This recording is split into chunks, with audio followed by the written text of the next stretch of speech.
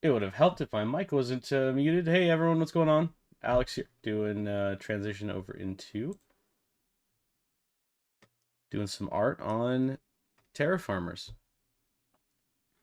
I think I found the direction that I want to go for the game, and so I'm gonna start building some UI elements based around some of the things that we've done. Um, yeah, just really love this shot. It's great.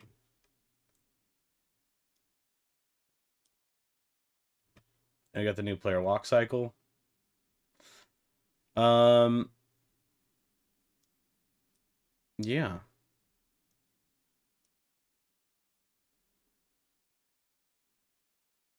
I'm debating about adding a RGB slider in the game to let you pick your own uh Terrafarmer color, maybe.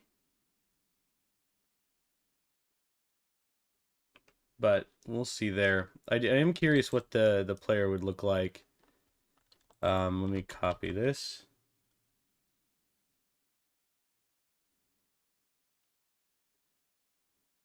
Real early? What do you mean? Not early for me. Noon.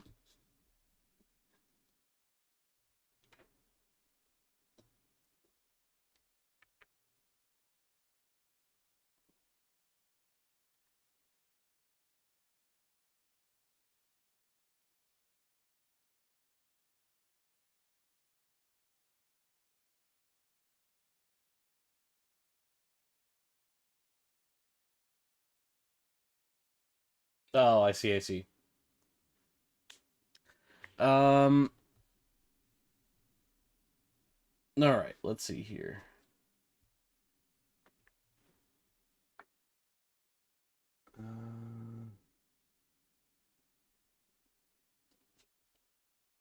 All right. I'm gonna grab these and move these characters over. We don't need this right now. We don't need this anymore.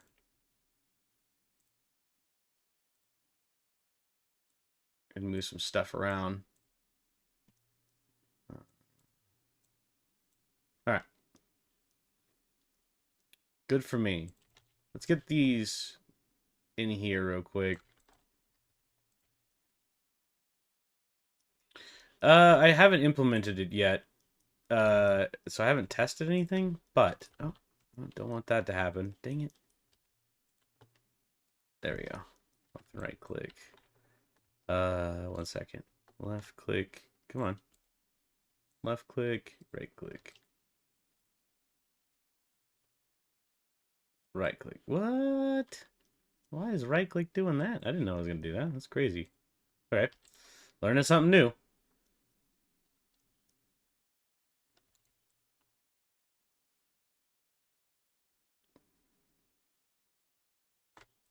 I'm just kind of looking at what they might look like if they're walking together.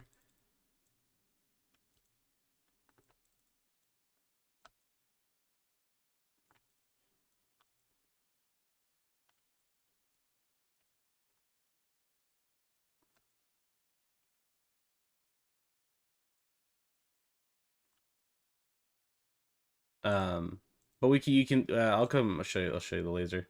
Still working on it.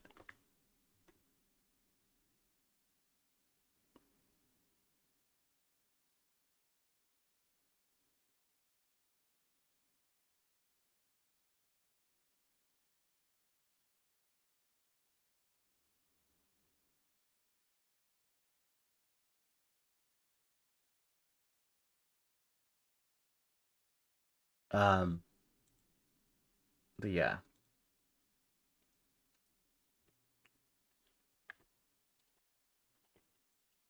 Let's see, let's grab maybe a character walking. There we go, this is a good walking frame. And we'll make this one Grady.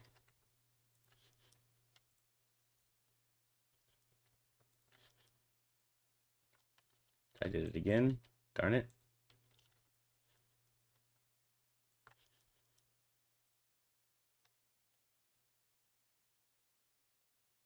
We use tweening. Don't worry, I have already thought about it.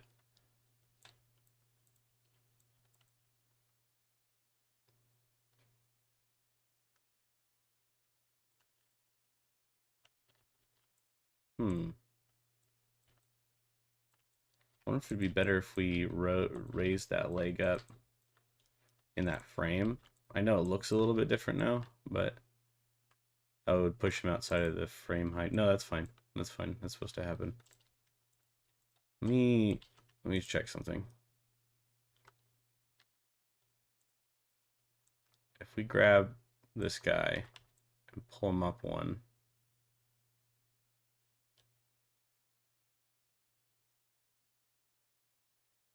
does it really make a difference?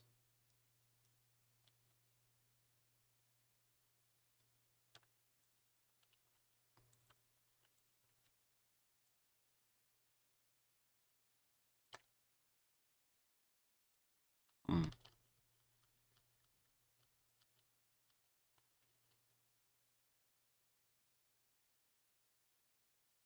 Oh, I moved the leg up. Thank you. It's like, that didn't seem to make any difference at all.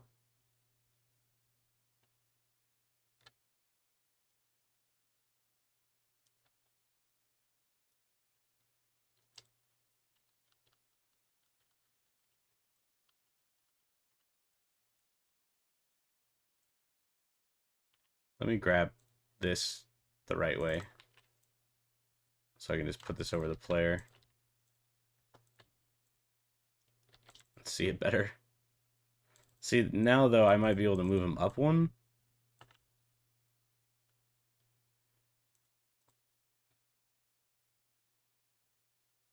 And then fix this one, because then this leg should be in front, and then this one should be in back.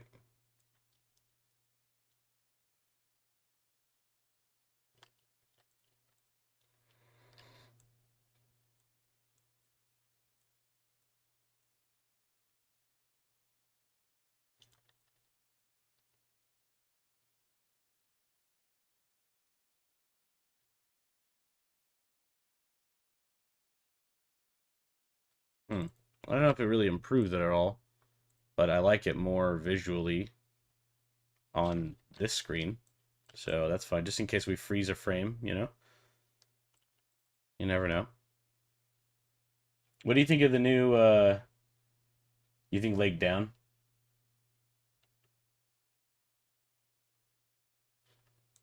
Yeah, I put it back to what it was, I think, didn't I? Oh, I guess no, I didn't. It doesn't really matter to me.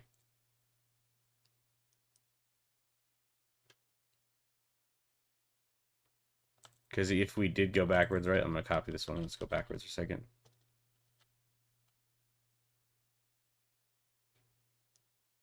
Okay, but...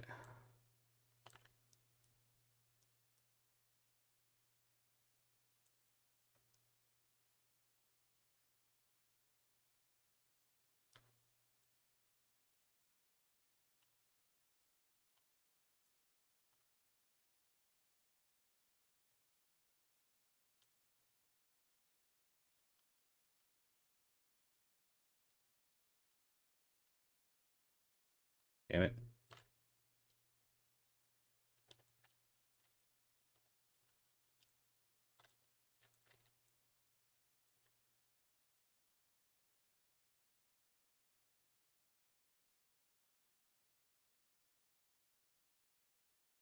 Yeah, they are going to be floating.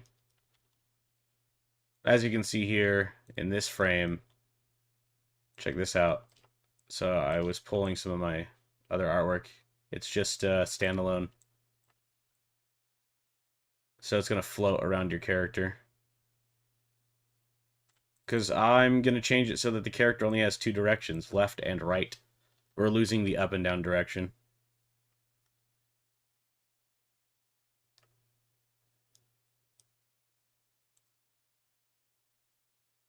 Yep. Or twin stick. Yep, yep.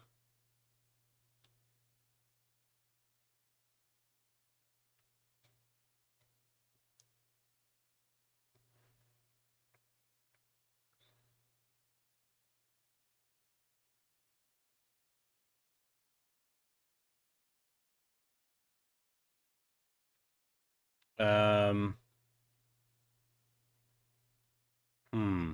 You can see Blue's holding the crowbar.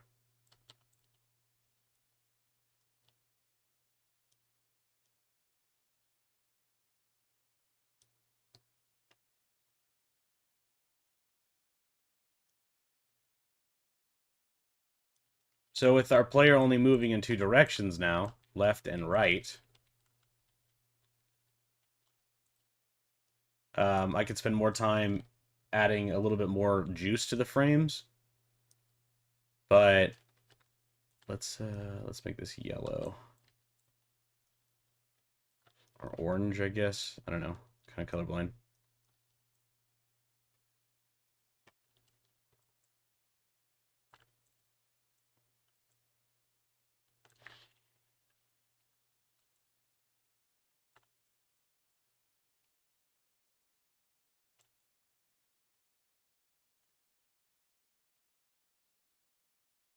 I think that looks really good.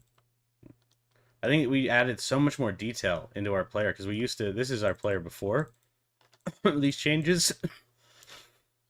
These two.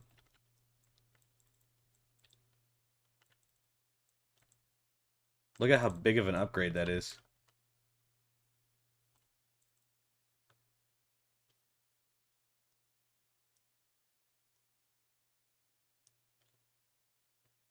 There'll probably be a run animation.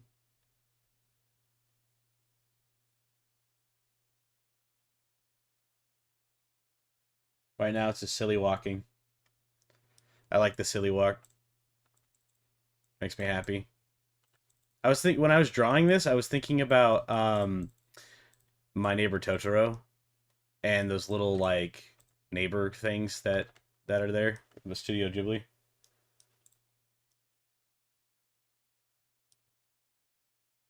When they're like walking with like the sack behind it. You know, it's carrying the thing. And then now with the new backpack edition, I think it adds that final element that we're looking for. This really pops off the screen, I feel like. Um, yeah, what's up?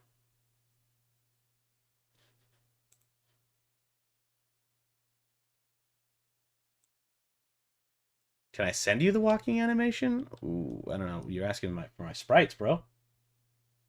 Oh, I see. For like walking? Like the particles for stepping?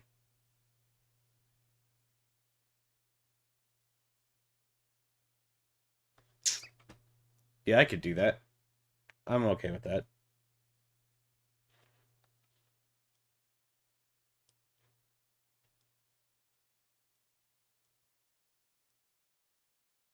But yeah, look at the change. I think that this change is awesome. I think that this is going to add a little bit more depth. And now we have the death animation. That's coming out really cool. I borrowed the death style. I won't lie. I borrowed the death style from something else. There's a package uh,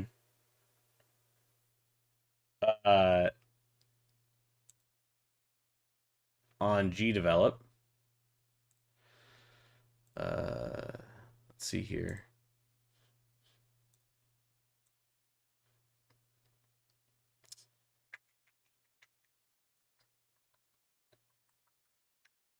This one, the kite, this one's awesome. First, I bought this previously. I've done they have the little death icon that they use. It works really well for their side scroller. Like when the players die, the enemies die, they do. Whoa, there's droids in here?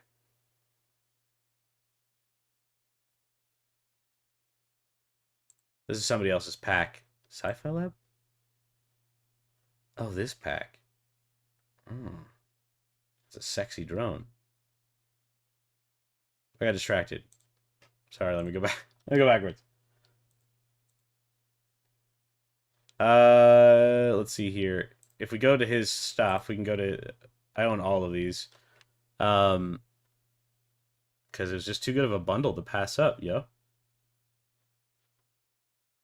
Uh, where's the assets? So you can look at them. Let me go see the bundle. I guess it's already in here, huh? Castle. There we go. Character. Aha! Goblin. Got it. When the goblin dies, they do this color fading thing, and then they bust out into the skull, and it deteriorates. Very cool. I like that. I'm going to go with that. I don't care. I like it. Too much. But now I think it works for our game, though. Tumanis, welcome.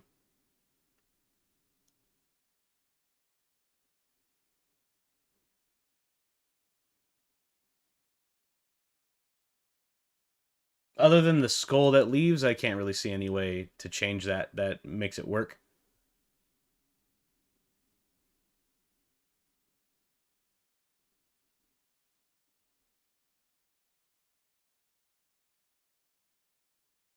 And unless you got an idea. Because I do not.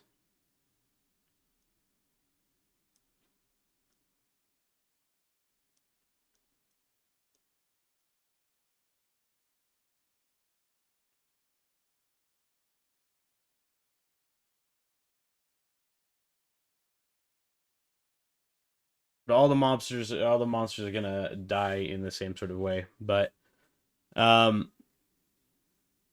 yeah, it's all hand drawn. I didn't take any of their frames, but it's the same sort of animation style. Yeah, I thought about changing the head a little bit. There's not a whole lot that I can do because of the size that we're working with, and that's the problem. I had to draw each of these frames individually. I just took the technique that they used and turned it into this.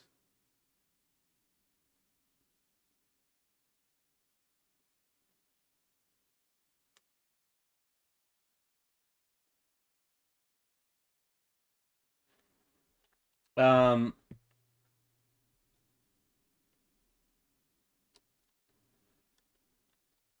I don't think that makes sense. What?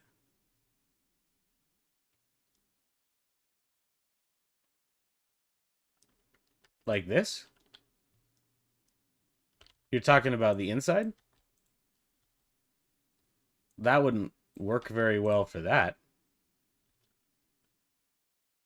Because the character's already red. The only thing I could think of doing that for is the skull.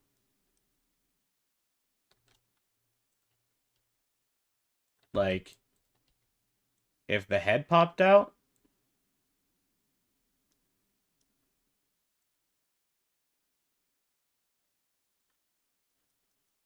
before I'm just filling it in. I'm not gonna use this color because I don't have my palette over here yet. I'll go grab one from my palette.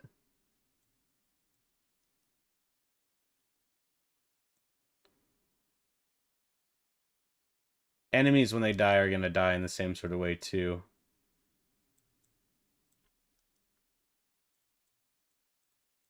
That should actually be black.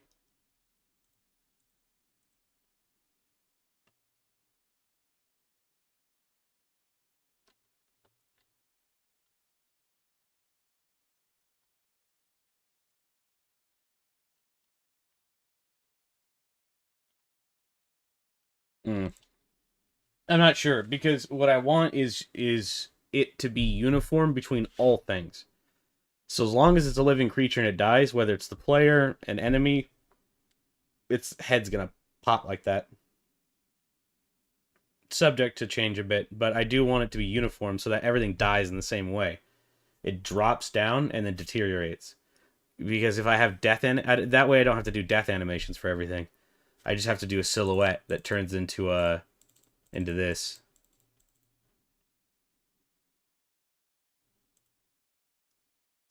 We'll see. Yo, drones will. It's not a living creature. I said living creatures. Drones aren't alive.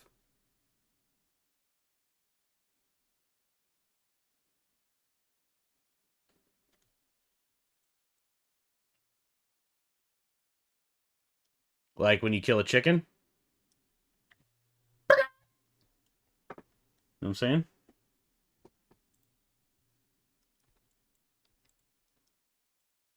You know what? That there right there's a space chicken. I ain't never seen one of them space chickens before. There they was. Out there in the great expanse. I thought they were only on Earth, but I was wrong. Space chickens. Turns out that chickens are aliens this whole time.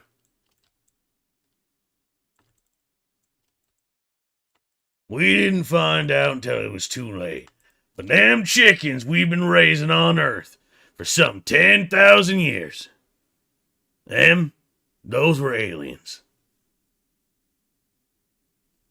Space chickens. Give them like dog ears. That'd be so funny. He's like, what is happening? Just this like crazy.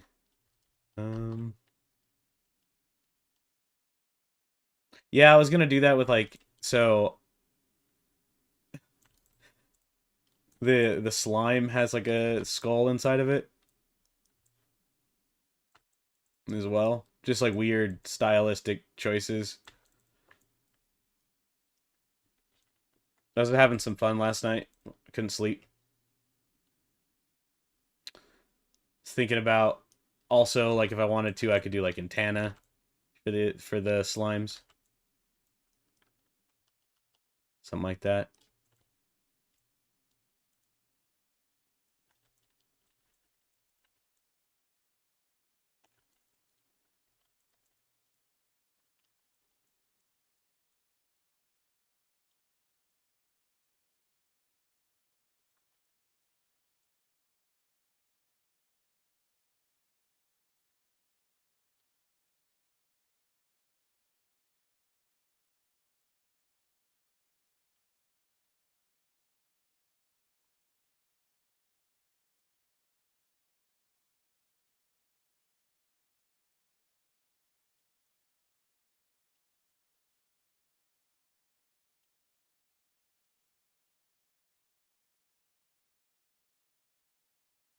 I'm just color contrasting so I can see a little bit better.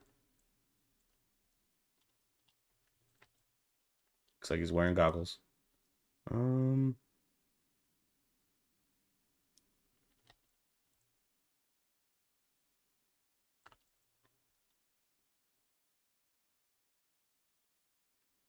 genetically modified. It's a chicken cat.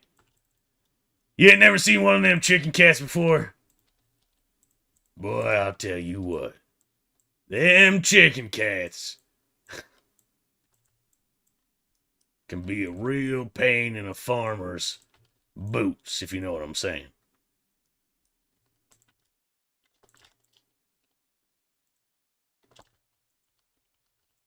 Chicken cat.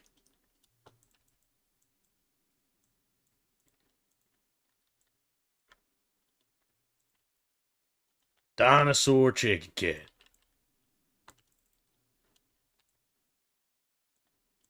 Are we playing Spore right now? What's happening?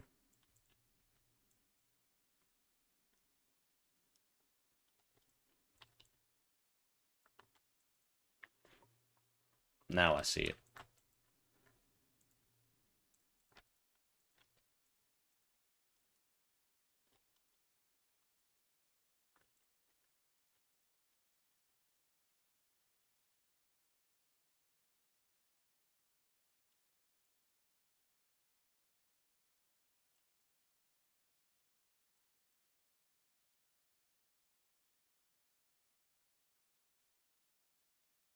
What?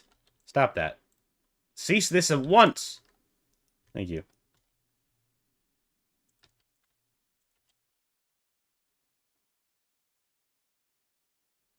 Oh yeah, it's gonna run up to you and punch you right in the jellies. Dead. Death from dick punch. It's a bad way to go, man. Okay,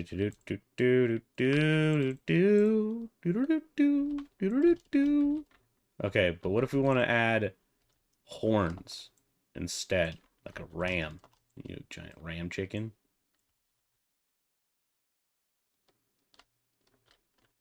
Now it is chicken cat. Yeah, I don't know what to do with those.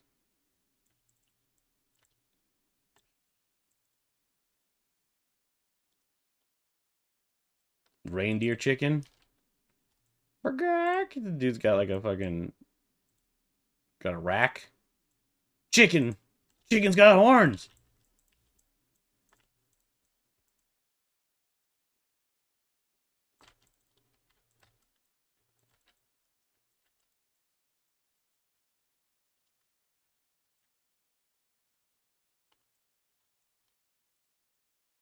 Looks like pitchforks. I don't know how to draw horns. Not at this scale. I'd have to play with it for a little bit. Big ol' like, do like moose antler style. For now. Chicken's got antlers on its head.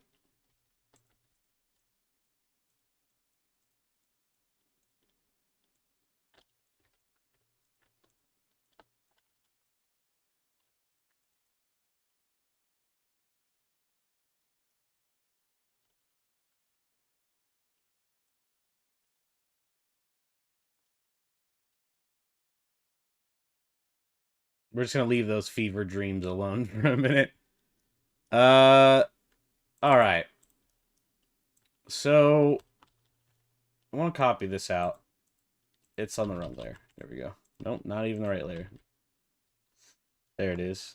It should not be on that layer. It should be on this layer. All of them should be. Give me a second. Let me copy these out.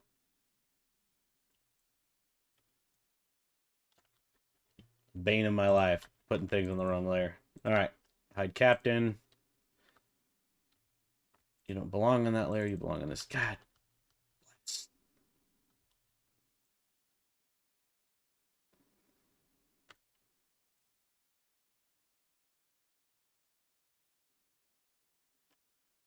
Which drone?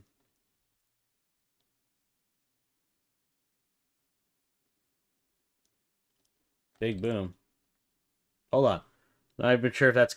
I don't know if that's going to be the drone that we work with. I've been thinking about redesigning redesigning the drone and everything because of our new shape, the new shapes that we're going to be using. So I could do like,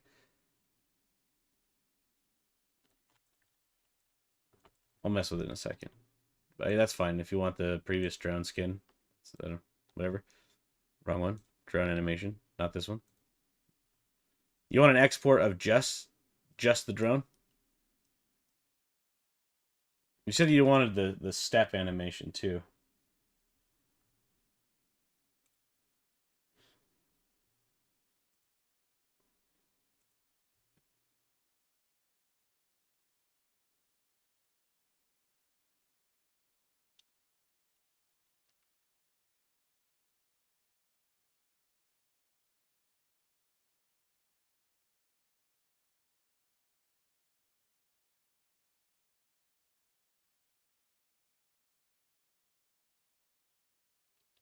The player's walking animation is awkward for you?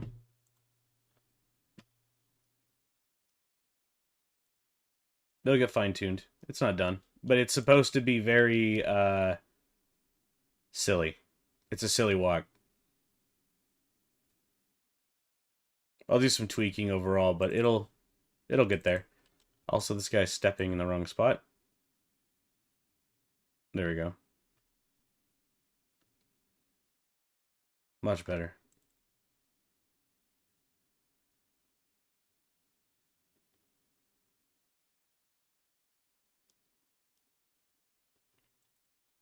I kind of want this to be the idle state now, too. Like this stance.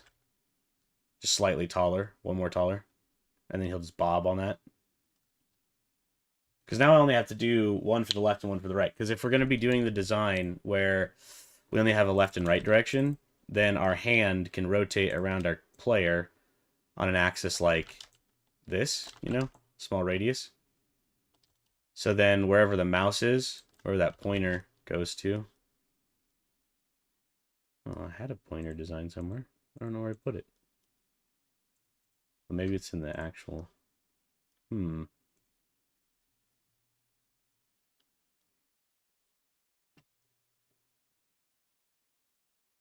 Copy that. I hear what you're saying. I'll look into it. But do you want the player's walk animation? Or do you just need one frame of it? Because honestly, I'm thinking about just doing the square clouds. Like puffs like that, sort of.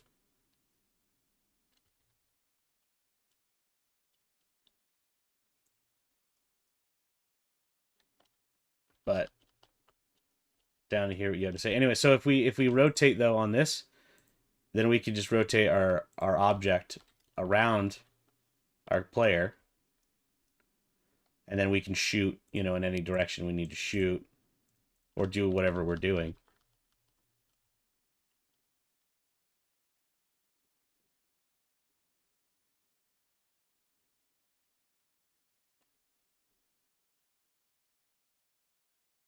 Right. Technically, he's never in the air, but yeah, yeah, yeah, yeah. So you're talking about here doing a puff animation and then doing it on the big steps. Step down, up, step down, up. Yeah.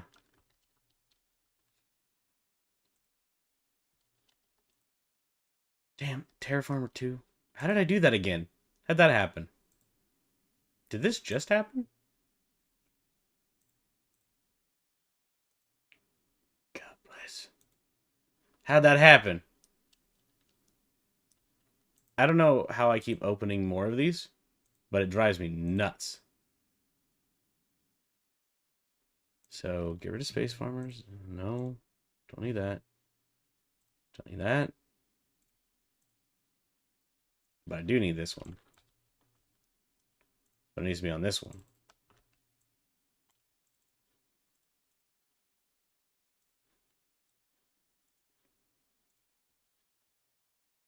I'm legitimately going to move over to Asprite soon if I can't. This animate, it's starting to drive me nuts. Animating this way sucks, by the way. The way that I have to animate using frames, it'd be so much easier to do in Asprite. I just haven't done it yet. I haven't made the transition because I have to learn a bunch of new tools. So we'll see. But it would be handy for animations and stuff. Not having to do sprite sheets like this would be nice. Yeah, I can onion layer here, but and it's the same thing.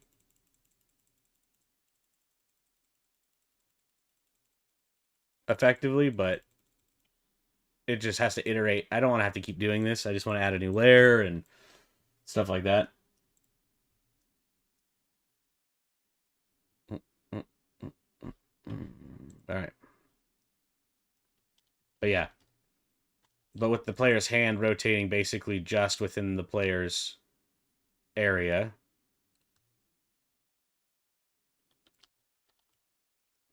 we don't have to worry about the player facing another direction. So this old sprite is just doesn't need to exist anymore. I hate getting rid of old sprites.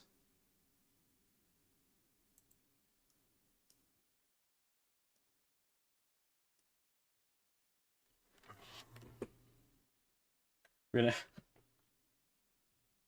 just don't need it anymore, and I don't want it to keep cluttering up my screen. But this is also driving me nuts. Where even is this thing? Get out of here. Right. All right.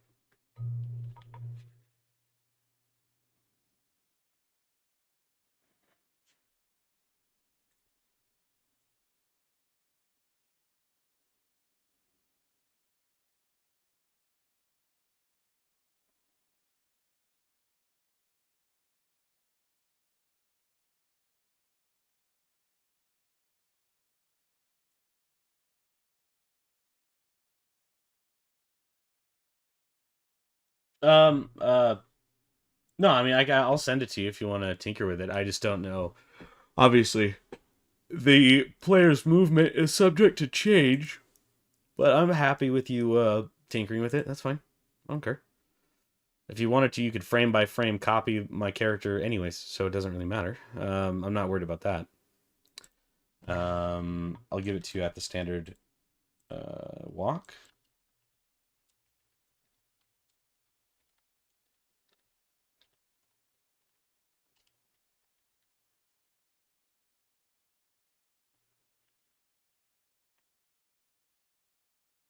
You can import on a GIF, right?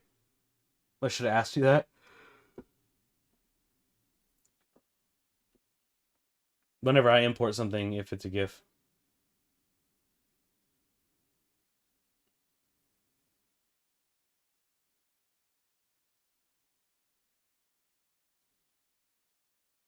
Yeah, man, happy to have you do whatever you want to do.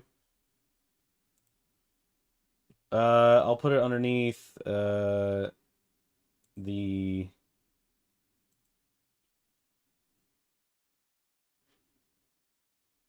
art section. That's fine. Actually, I'll just message you directly. That's also fine. There you go.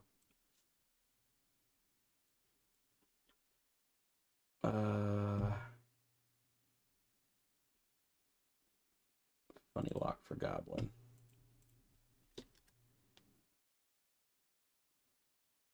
There he is. It's really tiny. Super freaking tiny. All right.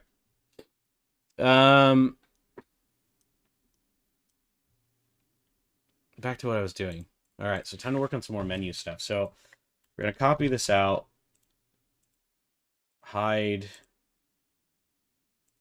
all of this. Actually, I'm gonna merge these two down. There we go. Discord is up top. This is old. This is rework the dead files.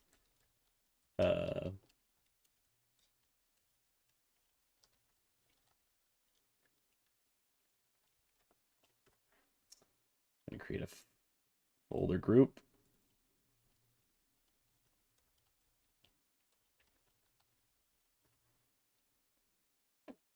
Then move the player into there. Keep Discord layer. Gonna move that into the archives as well. The old inventory. I'm gonna rebuild this UI element actually, so we can move that into the archives as well. Actually, yep. And hide it. I don't want to see that.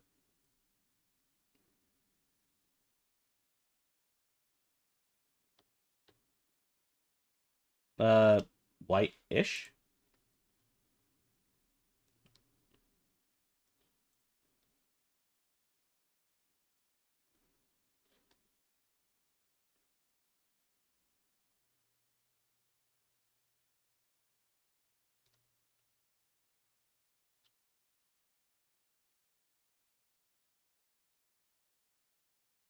I lost my train of thought completely. What happened? I just like blacked out for a second. What was I doing?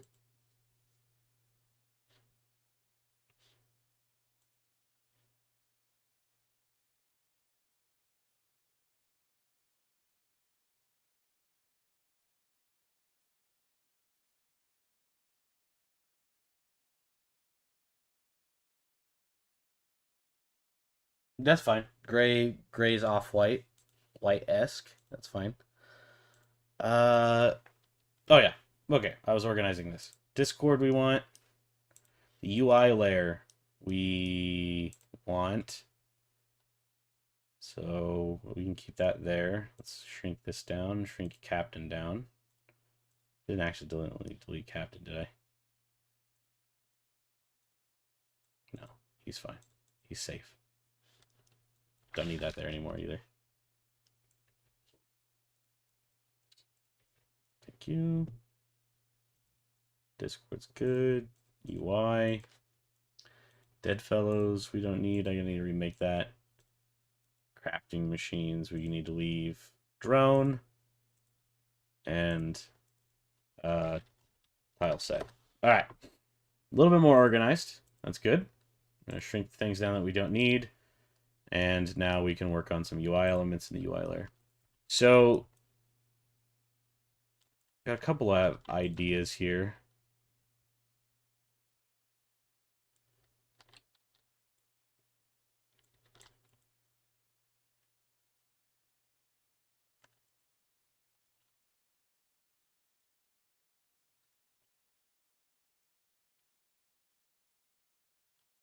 Mm.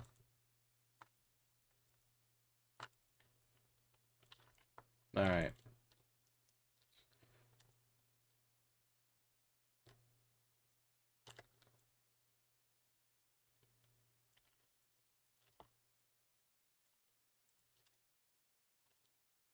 Take the black, outline this whole thing, and then see about duplicating on each side. So maybe we have an element that's like this. I like the way that looks. Move it down one.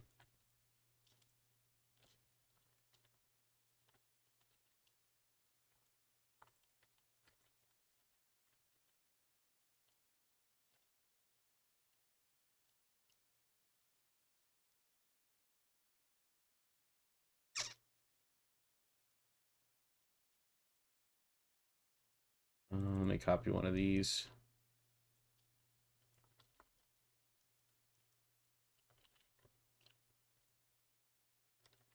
Turn off the grid for a second so I can see a little bit better. So I'm wondering maybe if we don't just like continue. Oh, don't do that, please. Continuous. Thank you.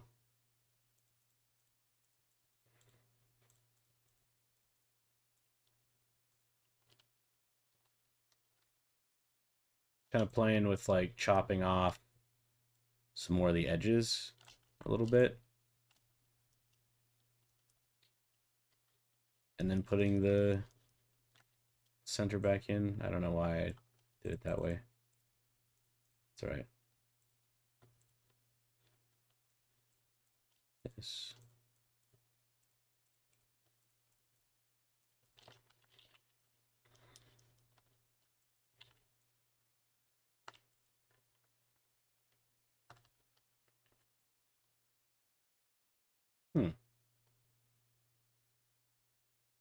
Interesting.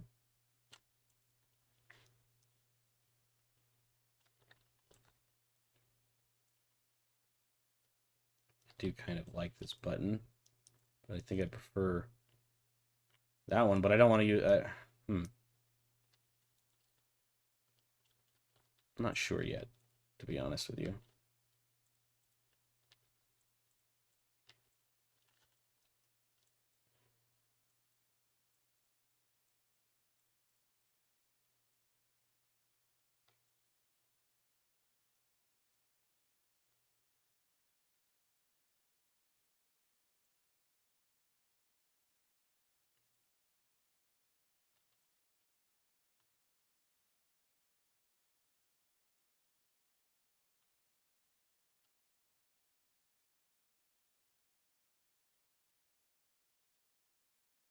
And this one just kind of works already. Don't see any reason why to change it too much here.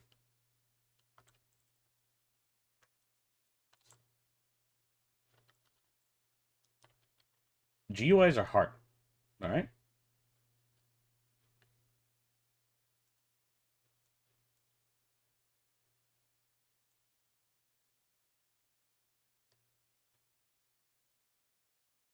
Uh, 1 second.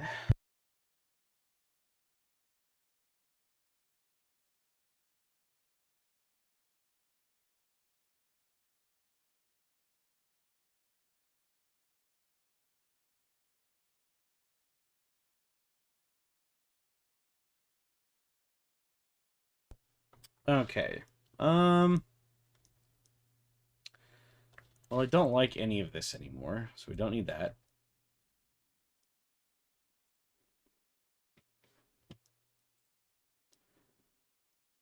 These themes are okay. I like these.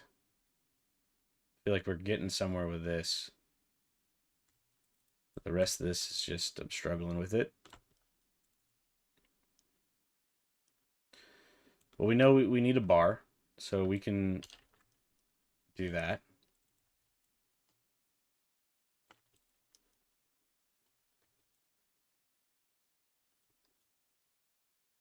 We're going to get rid of all the shadows.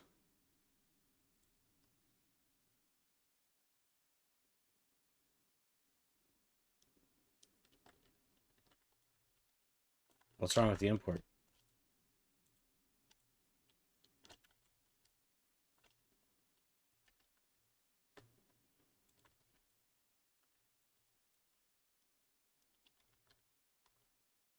When you're doing menu UIs and stuff, you need to do 3 lengths of 3.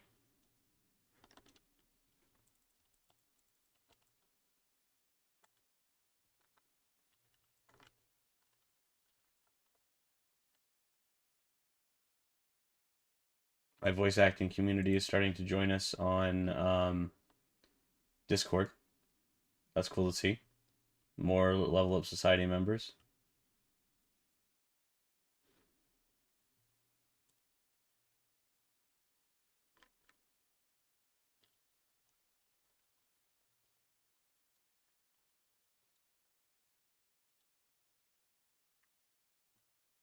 I forgot to make a post. Let me move my stuff over real quick.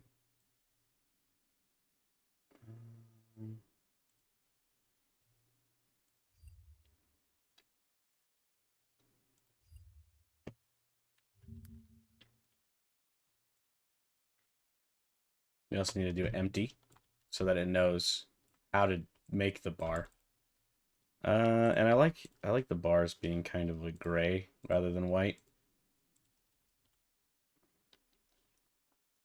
In this case, we're actually going to do black with like a dark gray. Or maybe even a white here. Just all black, actually. And then we want to do our marker for health.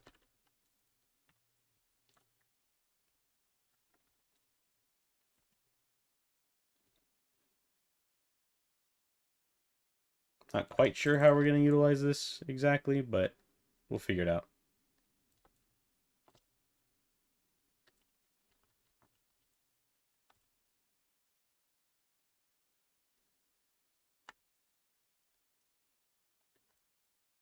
Doesn't hurt to have these. Also, they kind of look like those cool like inventory, like the we're gonna go for that sci-fi look. We can do this and then add like a square. Um,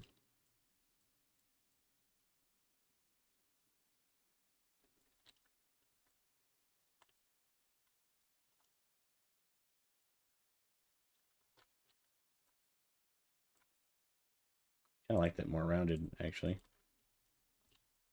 Just doing dits and stuff for our UI. So maybe we have slashes and dits that we can use now. So that looks okay. Give me just a second here.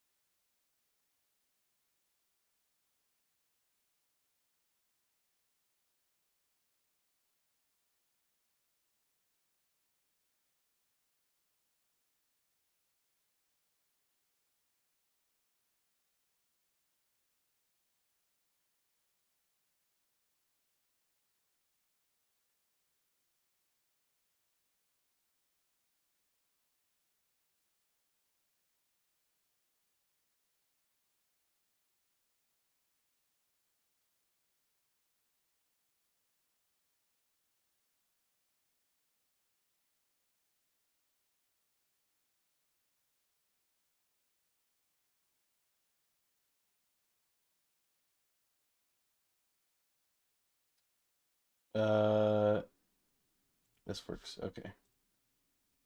I was doing something on Discord. And now I'll make that post on Discord.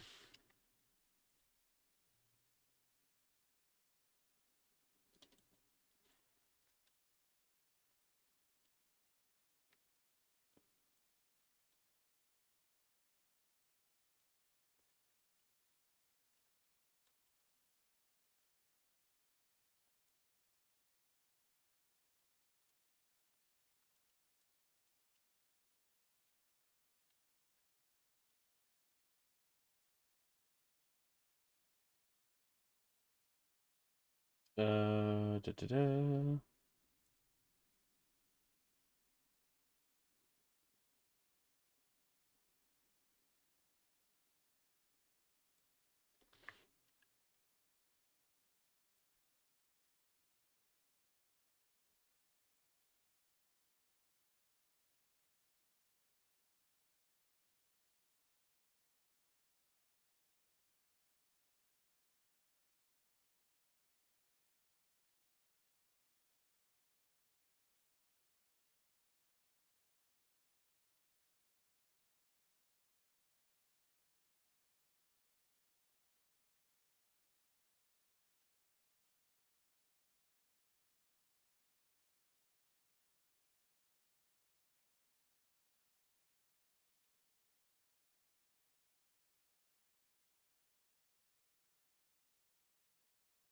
Okay, sorry, I had to make a post on Discord because I forgot to.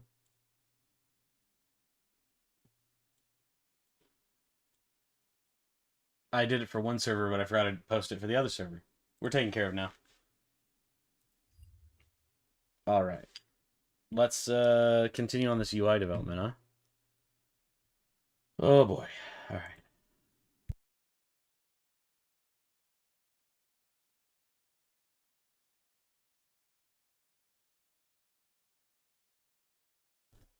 Okay.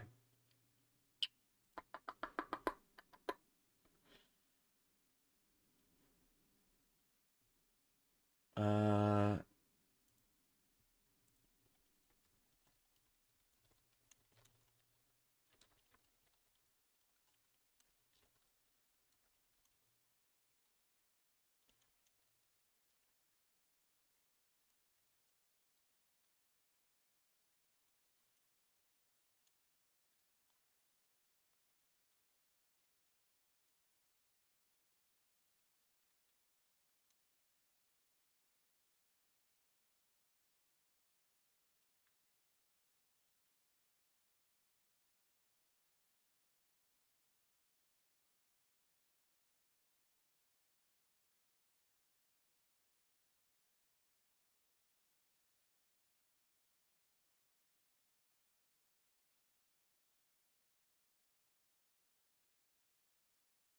uh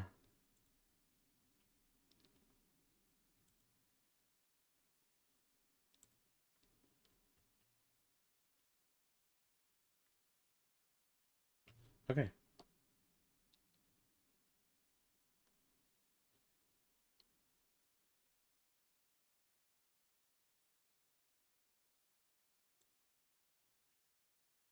Let's continue here. Okay, so Discord is managed. My bad.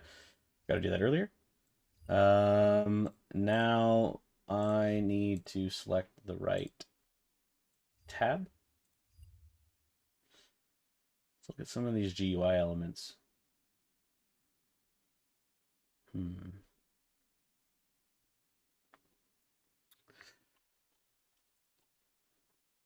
Let's design a cube real fast. Get something light and bright for the top and the outside. So we'll go one square in on the corners on the top, just to give it that nice little rounded look. So we'll just skip those corners. And then inside of here, we're going to take something darker, maybe the blue. Maybe not so, yeah, there we go. And then we're going to go, whenever we do a button or anything, you want to go in one on the corners.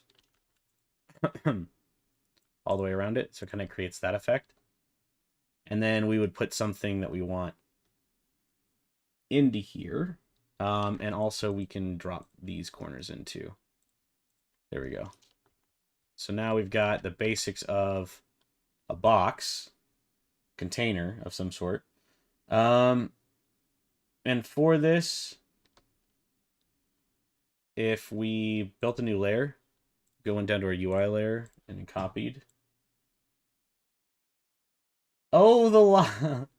The lie. Sorry, Bo. I posted earlier that I tried to let you guys all know. It was a surprise stream, okay? I wasn't planning on streaming today, but I haven't been on for very long, if that makes you feel any better. Sorry. I'm so sorry. I like to bow.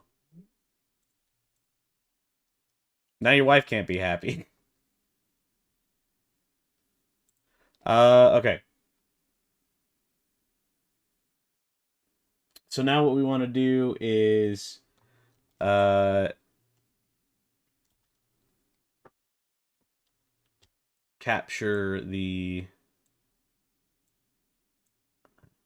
tile grid. Looks kind of funny right now, but it'll be okay, I promise.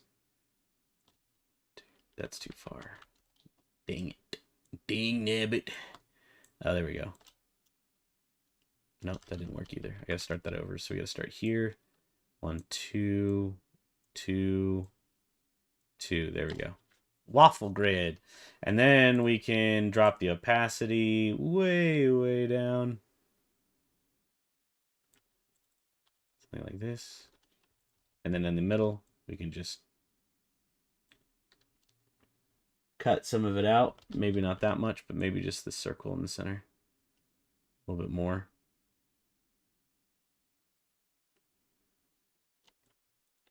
And then we can just add these back.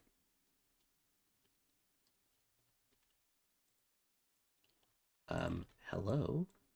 Add back, you little booger.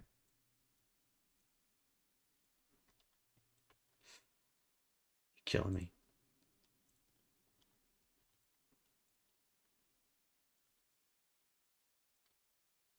What? Okay, for one, I'm drawing on the wrong layer. So that would probably be why. Let's make this white. White.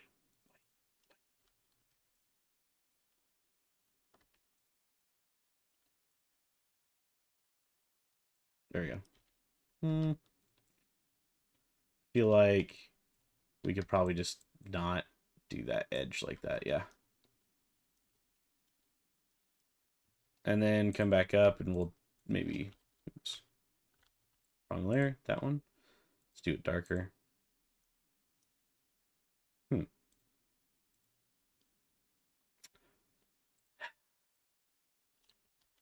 gonna, tears of sadness. Just not in the right layer at all. All right, do this very bright. Do this one under, maybe?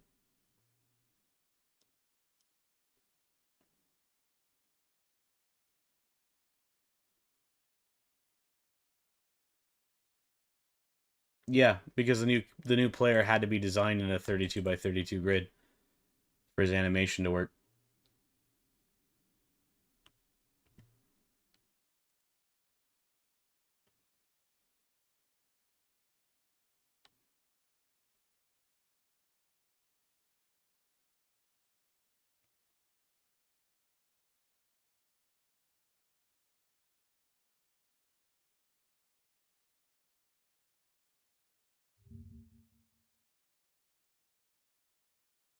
Dust. Dust GIF. GIF animation. One. Yeah, yeah, I got it. I had heard what you done said. And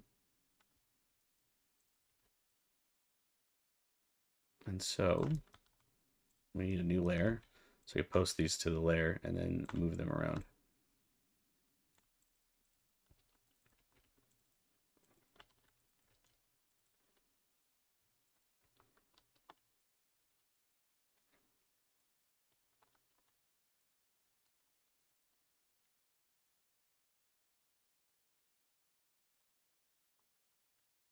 Wait, there's more tiles. I'm missing them. I see what's happening.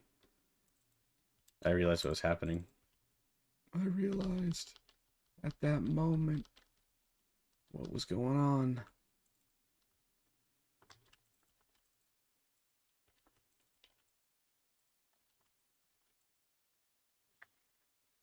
But then I suppose we could just...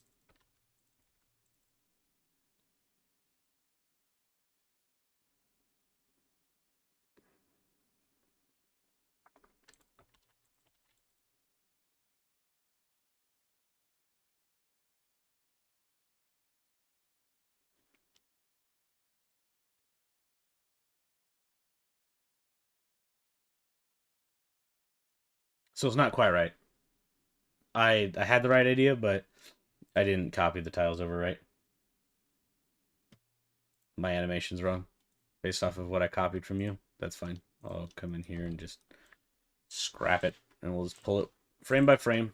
So copy, paste, copy. Oh my goodness. Paste.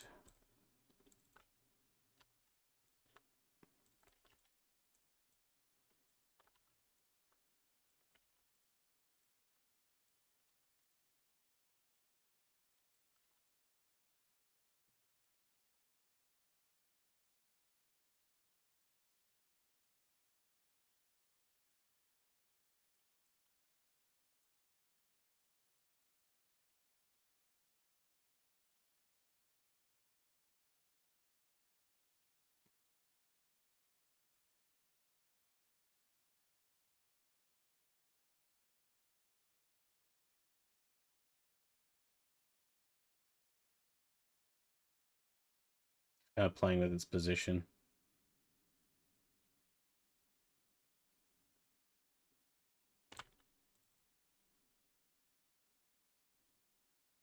I'll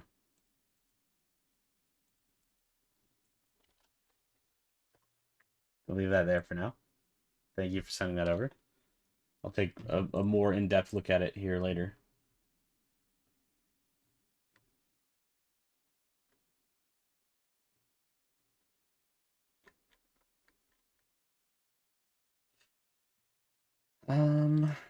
Hmm.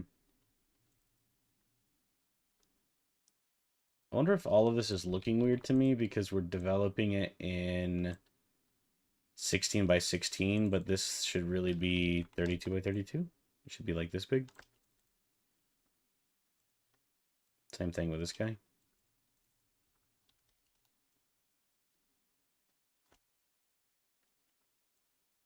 But then, of course, that changes the pixel depth. So we're going to redesign this in 32 by 32. So here we go again. The bright lights. So do them like Z's, basically.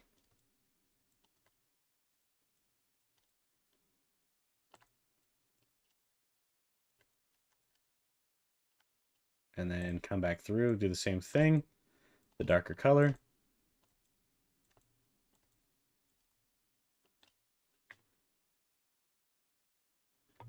And then...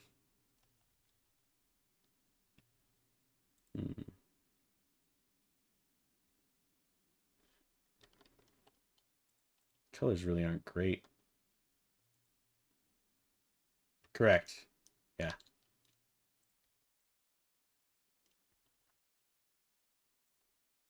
Dark purple inside of there. Or like this dark blue. Paste in this layer up above. Now we can do our white lines. Or even like our blue. We can do blue lines rather. So take the brightest of our blues and do them like this.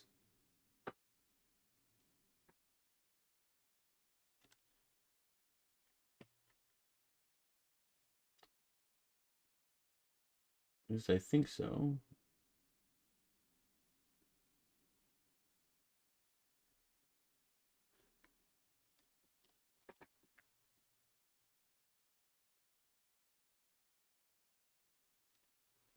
I'm wondering if I shouldn't do like a very faint outline around all this stuff too. But I'll get to that later. My brain's in a different headspace right now.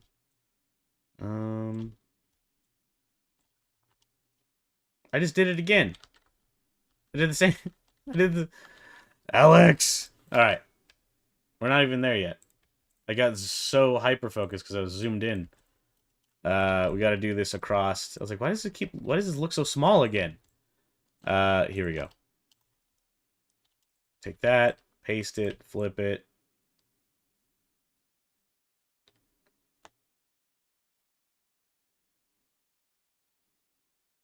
These are technically infinitely scalable, so we need to do 3. That sucks. I don't necessarily want to do that.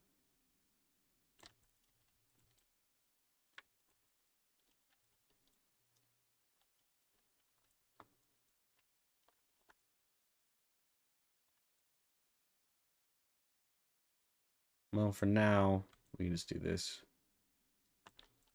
Should be fine. Because you're gonna use these for UI elements. Okay, that they're 32 by 32. That does make that tile look a little bit more proportionate, I think. We're gonna grab this, the inside of that tile, paint it dark blue.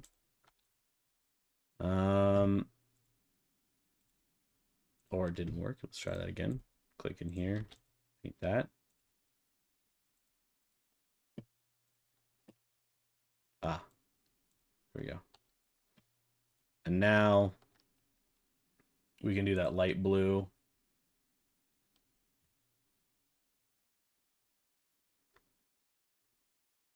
As the inside here. Go down over 3. Let's keep doing this.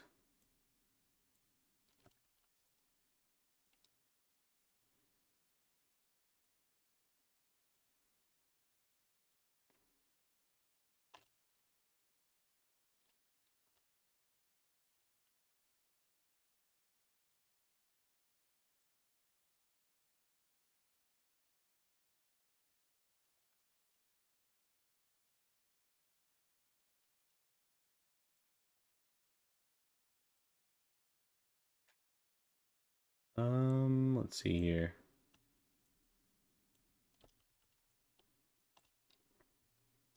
All right, now we can lower the opacity.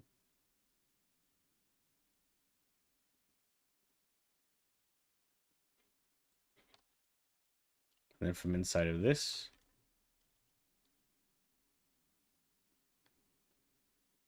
we could do that. I don't, no.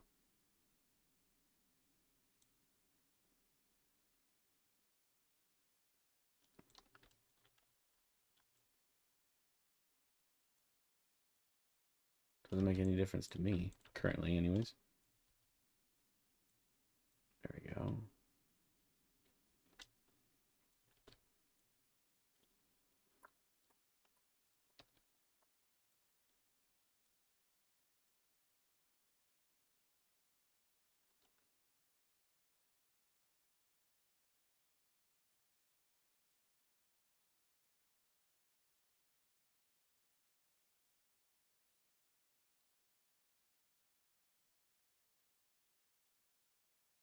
I like the idea of this being completed too. And then it's just this section that isn't. Da, da, da.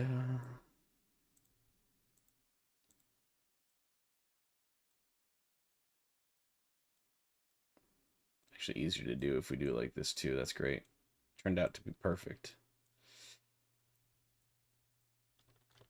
There we are. It's off by 1.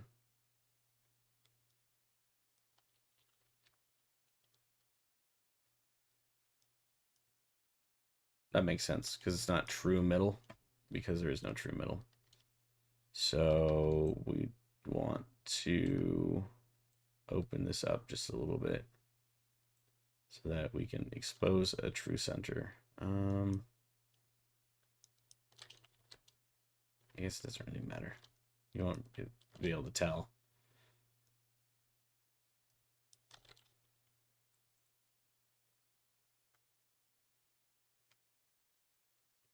If I needed to, I could just like duplicate and move over this middle piece like that.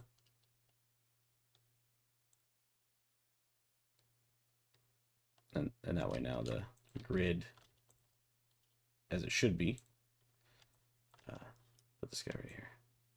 There we go.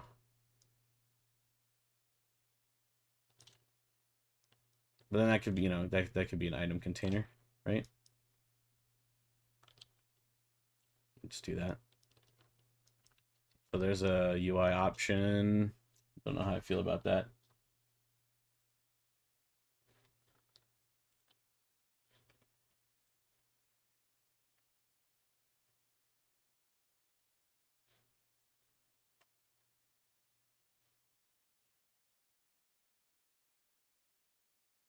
I haven't ever really made a UI before.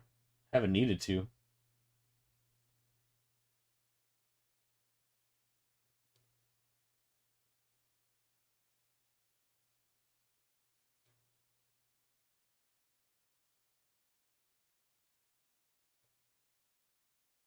It hurts my brain just thinking about. Like I'm not even joking.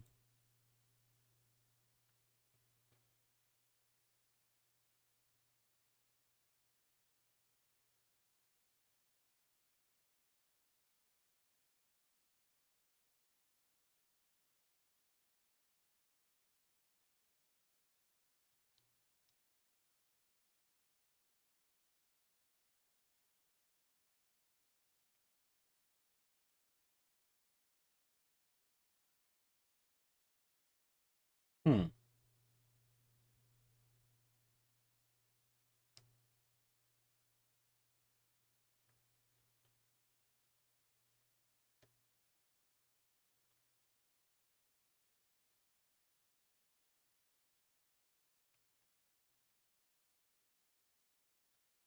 I'm looking around at other UI systems, trying to decide what I want to do. I kind of want to lean into the color, the primary colors a bit.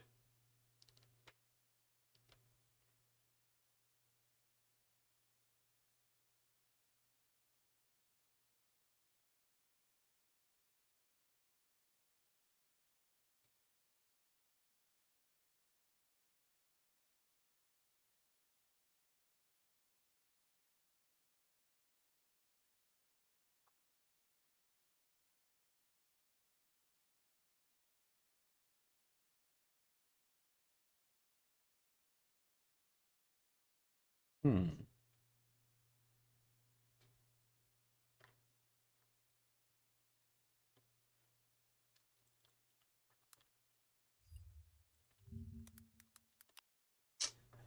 Hmm. Hmm. Hmm. Hmm. Hmm.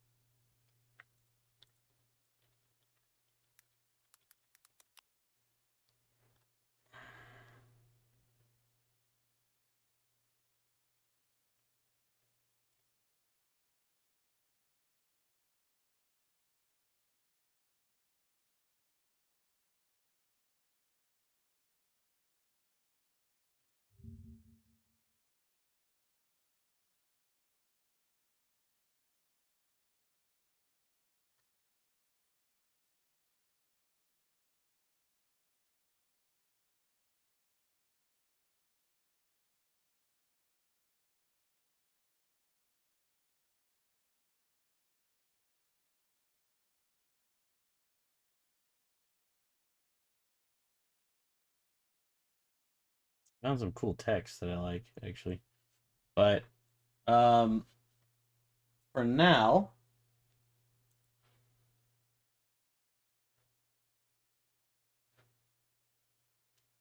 what do I want to do here? Oh boy.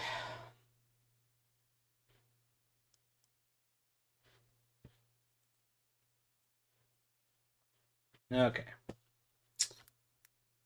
Gonna start thinking about what I want to do. Um,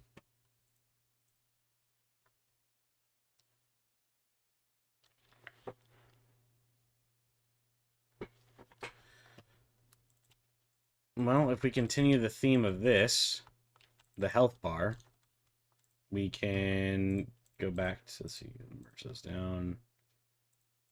That's in the wrong channel. Rip. Merge that down. Copy this. And chop it in half. Copy, flip. Okay.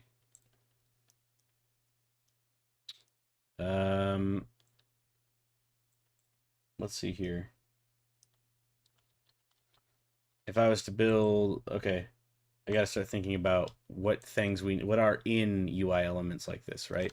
So generally, when we're developing a UI, we need a couple fundamentals, things that are, just standard to what we need. Obviously, like we could just make all the buttons custom to specifically our needs, but I think if I just plan ahead a little bit, it'll save me a lot of time. So, okay. So we have like a basic shape for our button. We're going to go all the way full. Okay. If we wanted to turn this into a toggle bar system, there's two major different ways of doing this. We could conjoin these two at the bottom and then clear all this up. And then we would want to get something really dark. That's not what I wanted. Let's do black on the bottom and extend our gray. We can do this. There we go. So now we have like a dark toggle system, right? And so if I take this and move this over one more, choking on air. Excuse me. Let's shrink this down by 2 in each direction to make a slider bar. So if we then wanted to make a slider bar, we could design that here.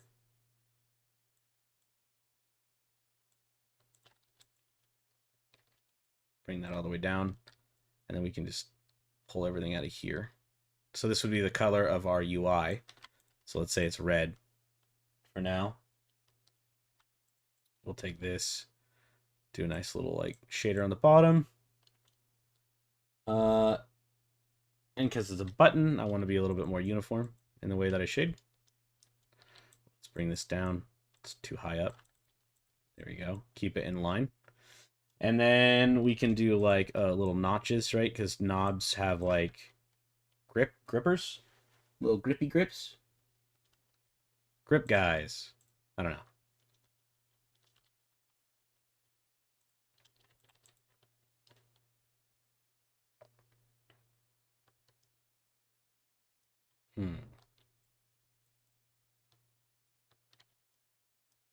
And then if we were doing something in here, we could just continue, let's say, like that line on both of these, or at least on the top and the bottom.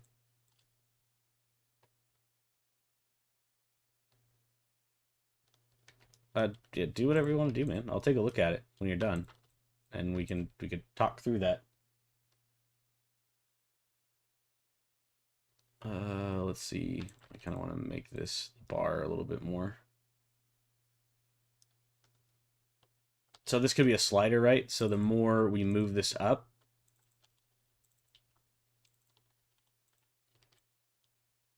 we could just build it in the middle as well. So that way we can see it, what it looks like. But effectively this, so I'm going to pull this out, move that over here. Take this, flip it, paint it.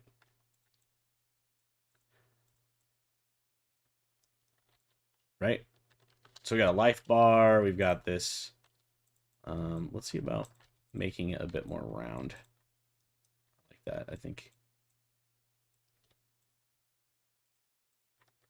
Yeah, that looks better. Let's move this out of the way. Okay, so now we've got, get rid of this cube, we don't need it anymore. But for settings, I feel like yellow would be more appropriate. So let's get a yellow or like an orange option.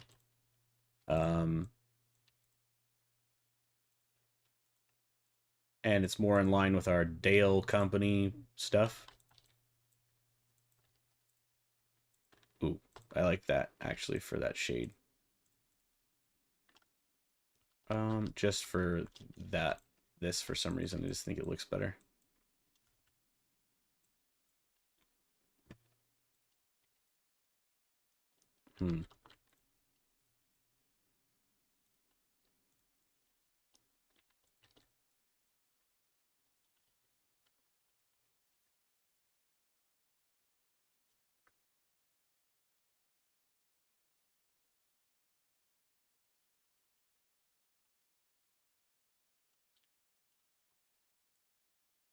The QL uniform.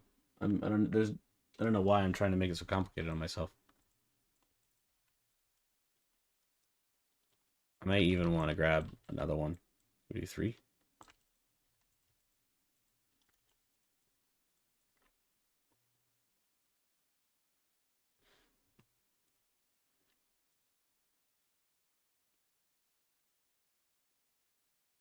Yeah, that thing's pretty cool looking.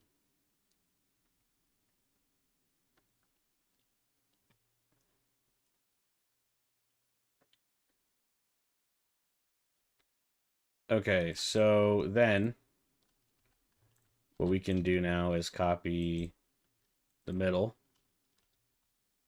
Let's gotta put this back inside of the square it's supposed to be in, for God's sake. All right. Now we can take this, move it back over here.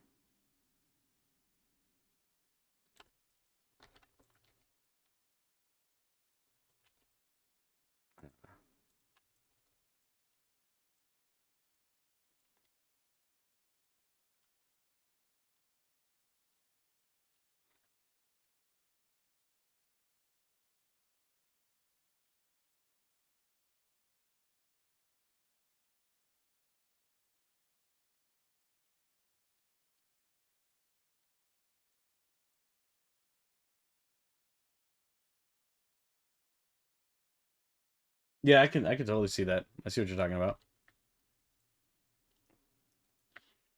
All right.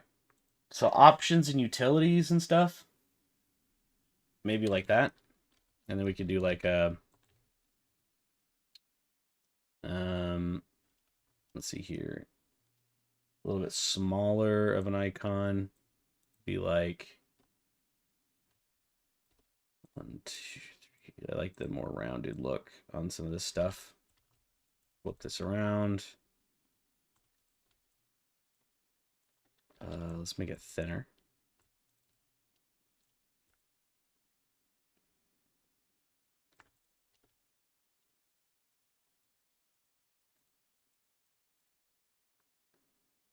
Hmm.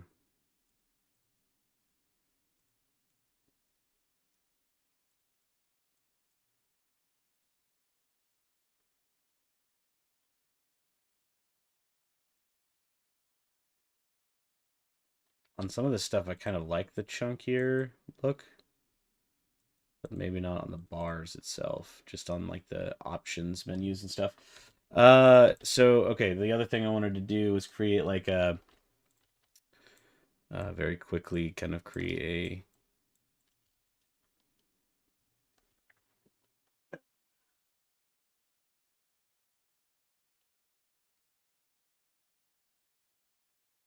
a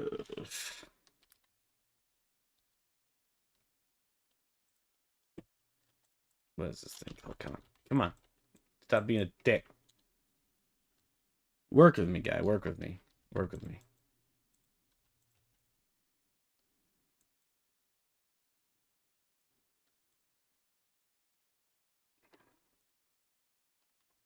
So maybe everything's just encapsulated more. Could try something like that. There need to be more on each side though, right? And then on the outsides, we would just trim some of the excess. You do it this way. And then increase the brightness here.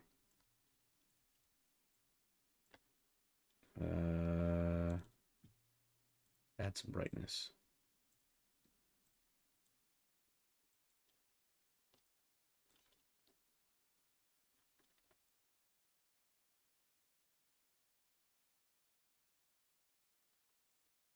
Hmm.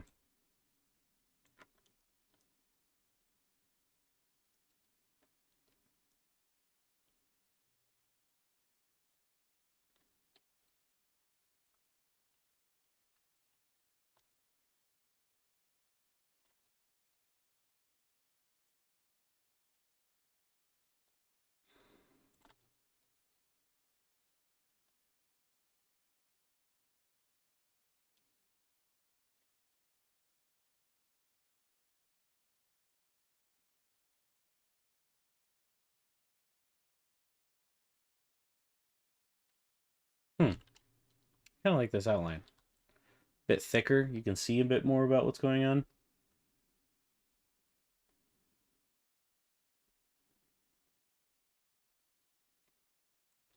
And then we can take this and flip it. Okay, and then shrink it. Doesn't need to be as big. And then we rotate this so that it's only too thick. And down here, we do the dark, or like this version.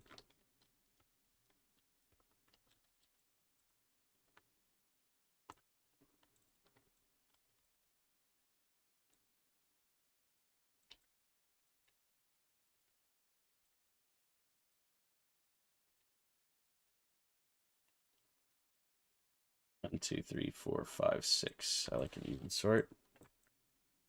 That guy's separation is huge. 1, 2, 3. 1, 2, 3. 1, 2, 3. There we go. And then for this, we can do a copy, paste of this, be a dingus.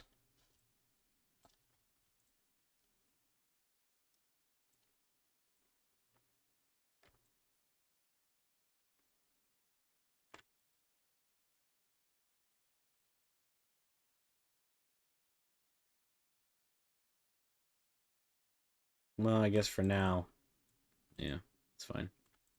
I would normally do this, but I'm going to for it at the moment, just to make it all nice and trimmed up so I can see what I'm doing.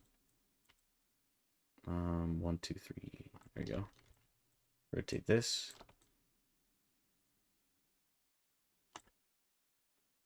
And then refix the area. Let's see, this is now all yellow. Do it like that.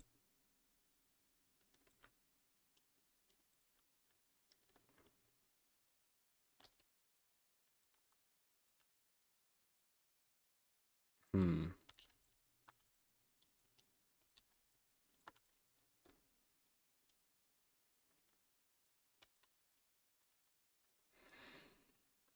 And then clean this up. So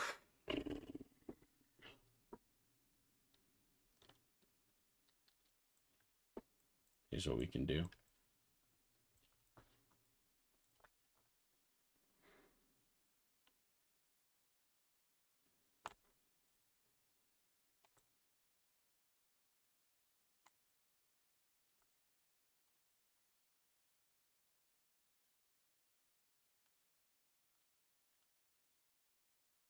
Either too wide or not wide enough.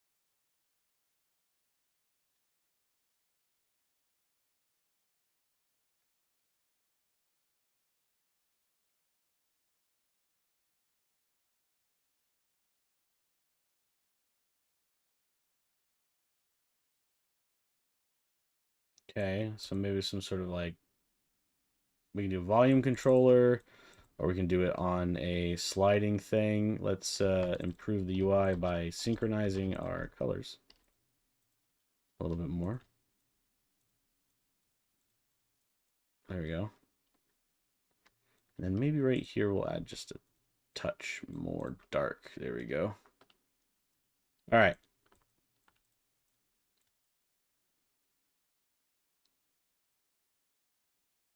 I might have to make them big and thick for mobile, right? That's the idea. Or on desktop, maybe it's thinner. But on desktop for audio, anyways, like in general, we'd probably just use a slider. So maybe that's not necessary. Use dits, but and then just to make it nice so we can export them and use them however we want them, we just want to bring them back together.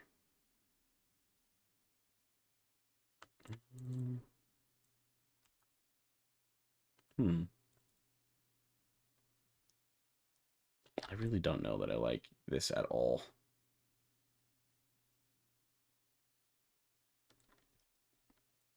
Drives me nuts, the big thick border.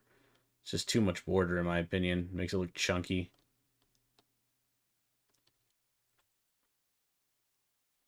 Too chunky for me.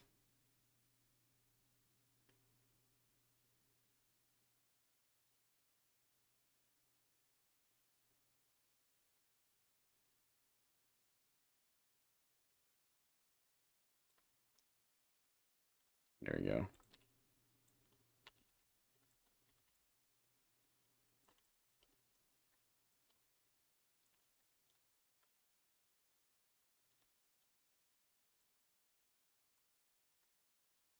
Cool. I'm happy with this.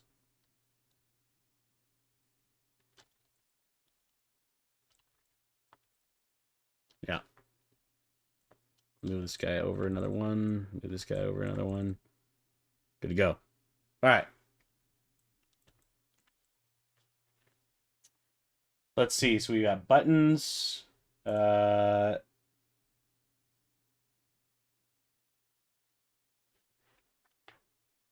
Maybe now we do let's see. User interface buttons.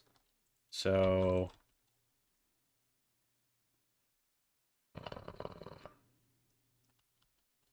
let's delete this. Go back over here. We need to finish this. Make a single frame for it, right? So that's the actual button again. There we are. So we do have a button already. So maybe if the button is locked, we'll add some sort of, here's the locked button, a button we can't press, or a blank without color. And then we can do a blank with color. So now we can make this yellow, orangey, something. I don't know. Move that. And then we can do whatever our buttons are. So like a play button. I don't know why we would have a play button, but we might need it. I don't know.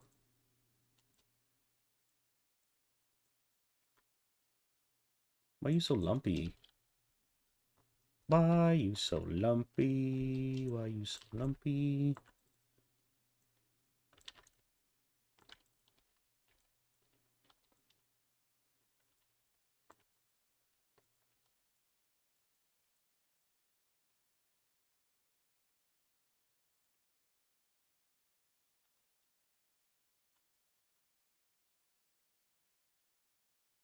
Mm.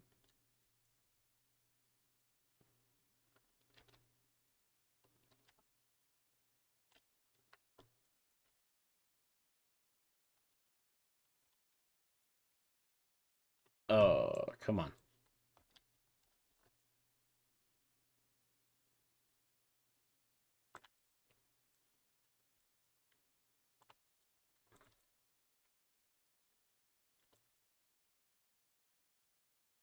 It looks like shit. It looks like shit. I don't know why, but it looks like shit. Maybe also we can add a little bit of darkening on the button. Hmm.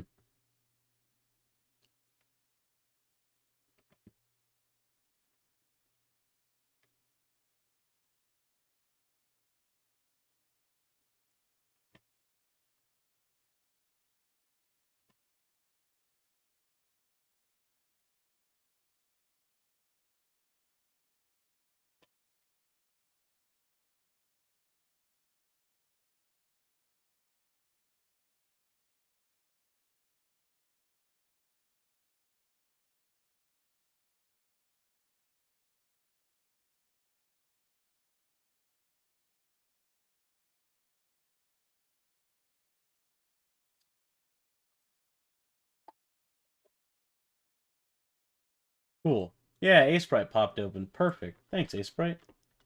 I was gonna look at this.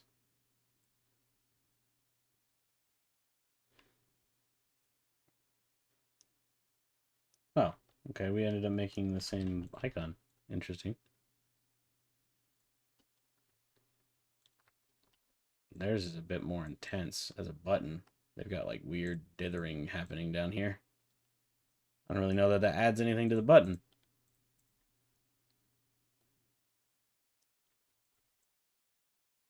Maybe the extra ledge kind of does. Afraid to put anything up there. Maybe come down a little bit on the edges. No.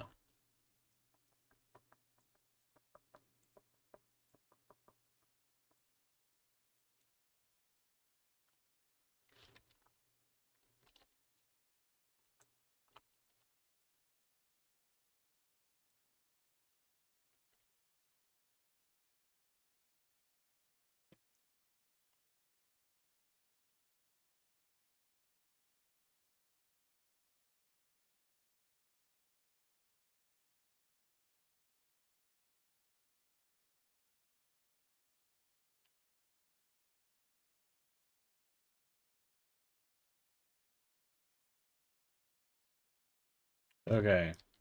Let's see here. I want to take this and put it over here. Shrink this sucker way down.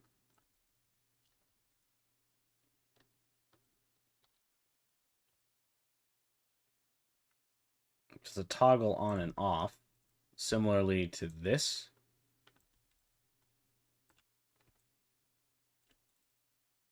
But we want it smaller because we want it to be inside of the thing. See what I'm saying? So what we can do is shrink this down a little bit on each side.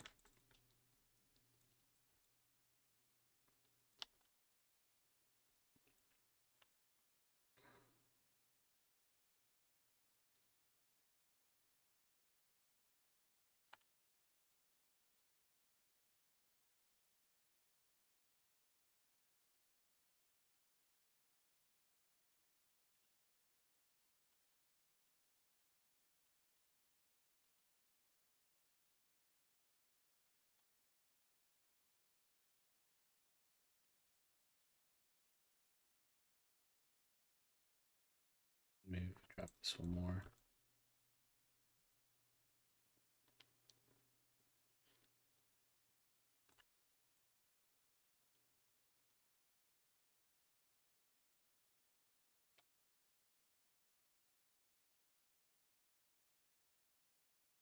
It needs a bright line.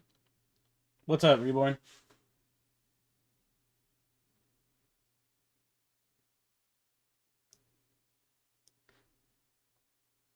A technical name?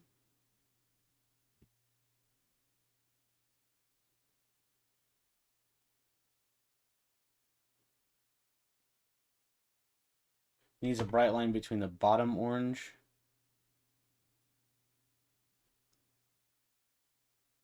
Of what part? I don't know if like huh?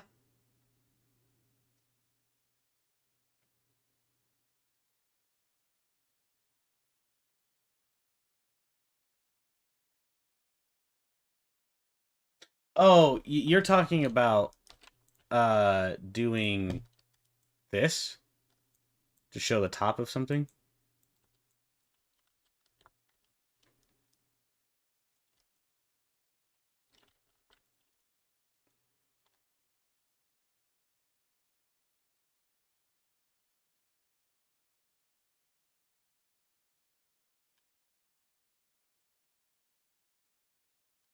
Yeah, yeah.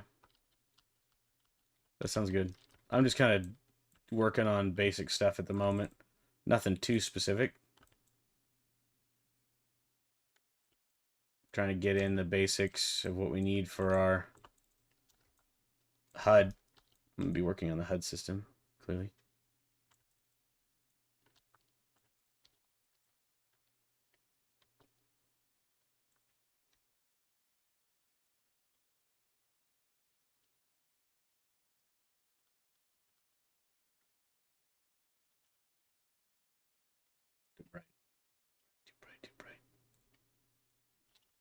Don't really have a choice.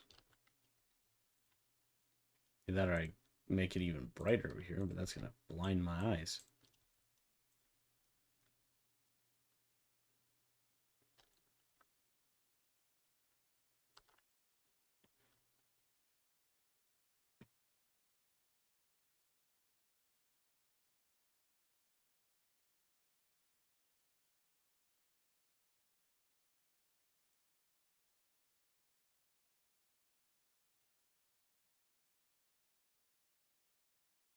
Yeah, so like here on this cube, I'd probably end up doing uh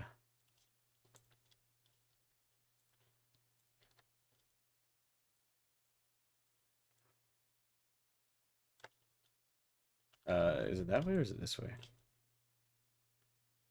There we go.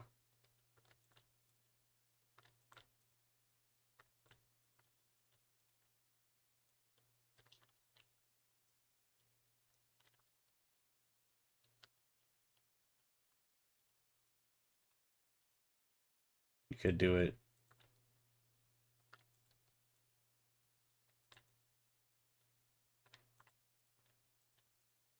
like that.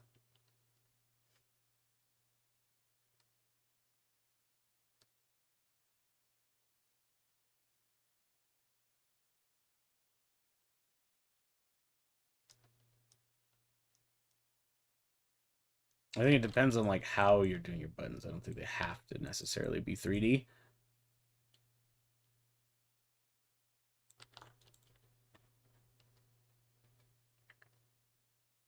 Oh, for presses. I see what you're saying.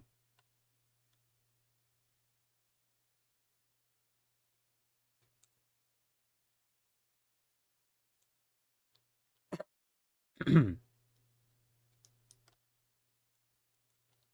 didn't consider the animation of the button.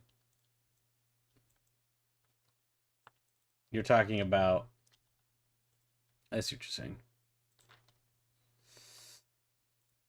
Where's that? Take an even brighter line.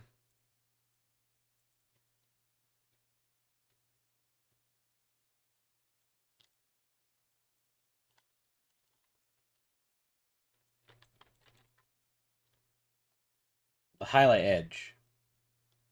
You were talking about highlights.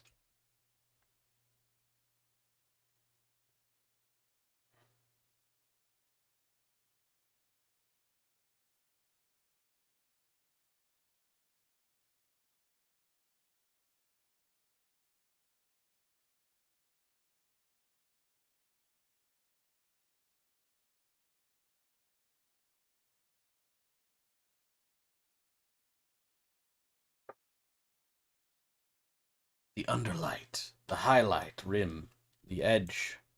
Indeed. Um, yeah, I don't know if I want to do it for this one. This might be too small. I'd have to delete this guy technically. But I guess I could move this up, so maybe it'll work. Makes it look like. Whoa, jeez. Thanks for the thanks for the subscription. Holy cow, that scared the life out of me.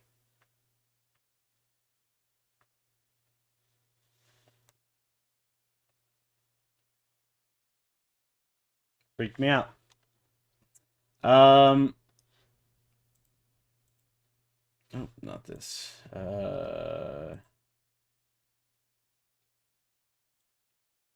Yeah.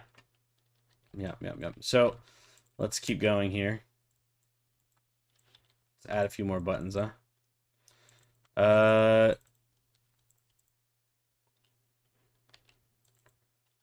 On the rolling, I don't know. Right now, my brain's not even in that headspace of animation, my guy. This is like, oh, you want to do that?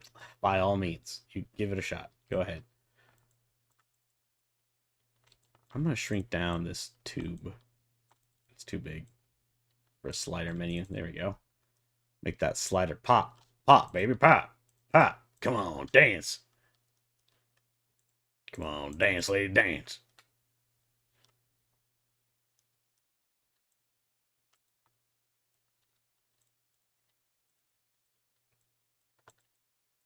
I'll make Rhode Island dance. That's one of my favorite lines of any fucking movie, any ever.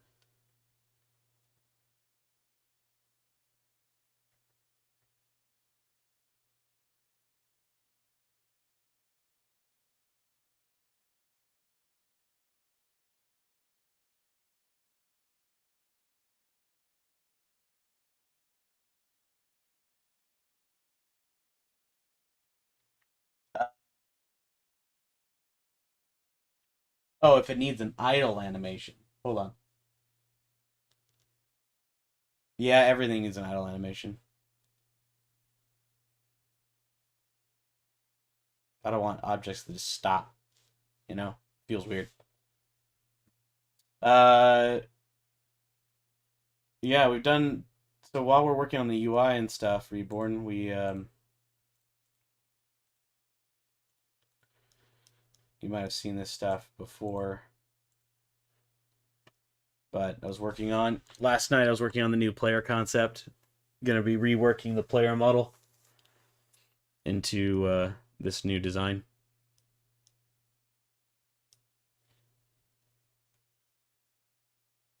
It's gonna end up changing the rest of the way it looks, but I think it's gonna be okay.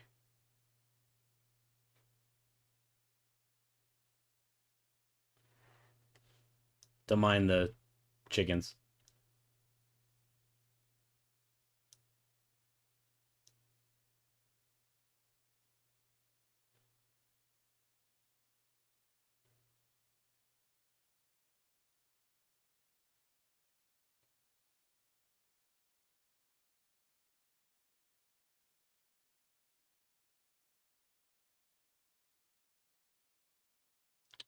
If you're gonna make an electric ball, my thought on electric balls are you have your ball, just like this player here, and then you have an orb radius around it where like it arcs, like electricity arcs to and whatnot. It's just much smaller. And so that way the ball itself, it just has a single animation of not moving, sitting still, so single frame, basically, and then a force direction, just rolling forwards or backwards, right? I mean, rolling is rolling, really. So once you do that, then it's just a matter of like adding where that electricity should be. These orbs.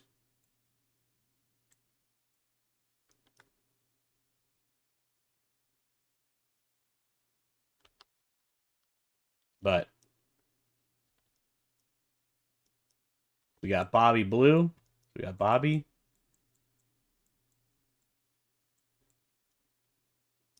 We got, I don't know who this is yet.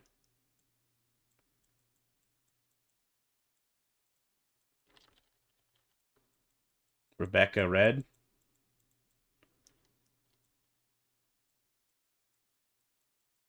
Grady Green.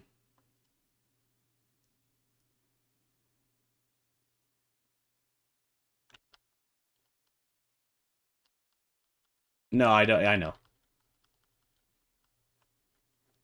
I'm not doing the animation. I'm just building the frames. Because GDevelop's going to need the empty frame, like this, the icon, I believe, and then the fill color, or like the fill stretch.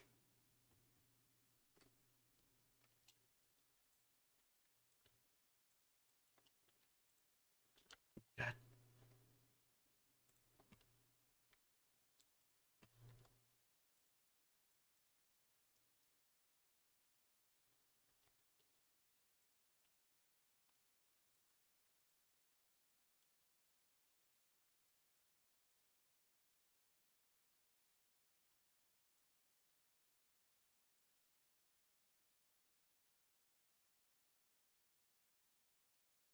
I don't really like this anyways.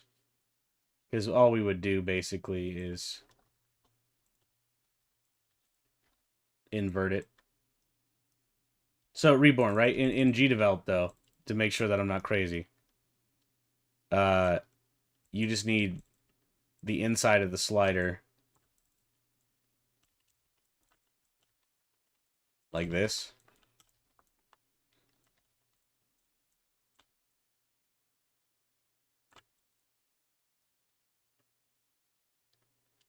then you need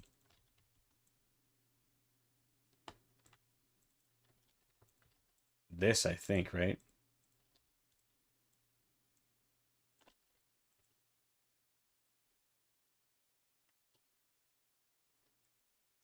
And then the button.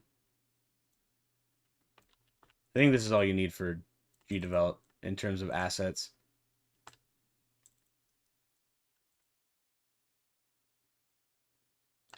And then it'll be able to create the slider bar for me.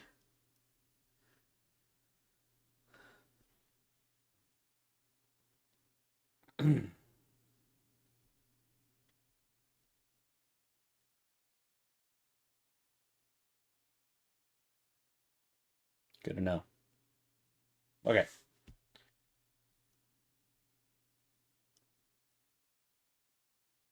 More UI. More UI.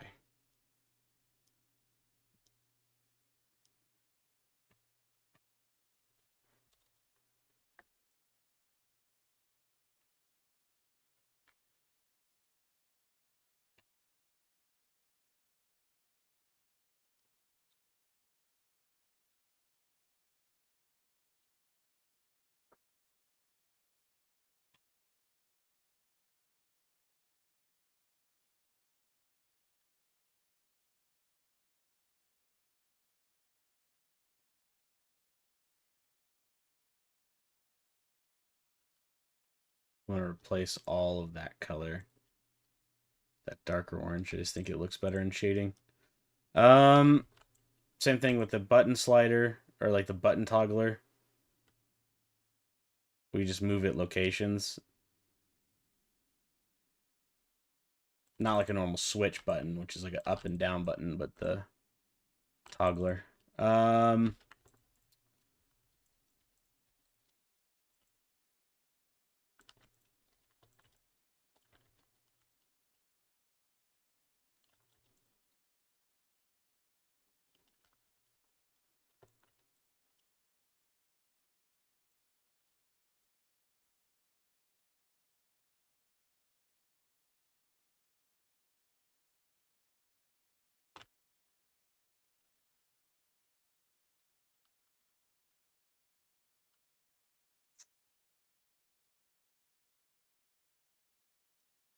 If I wanted to do a vertical slider, all I have to do is the same thing, is paste it,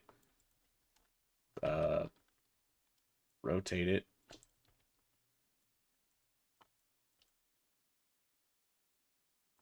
Do the same thing.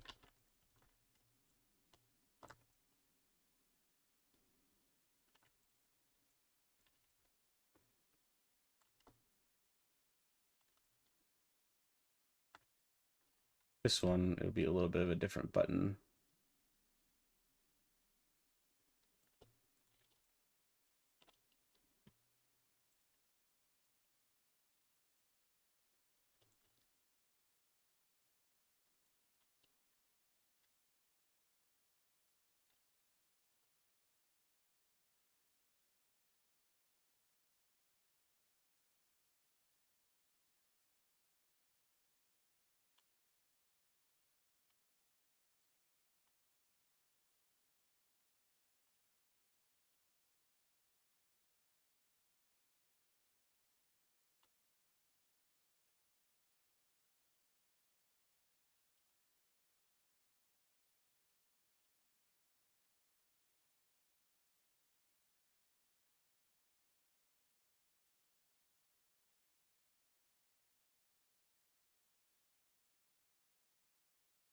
Secretly, our button has a face. Don't worry about it.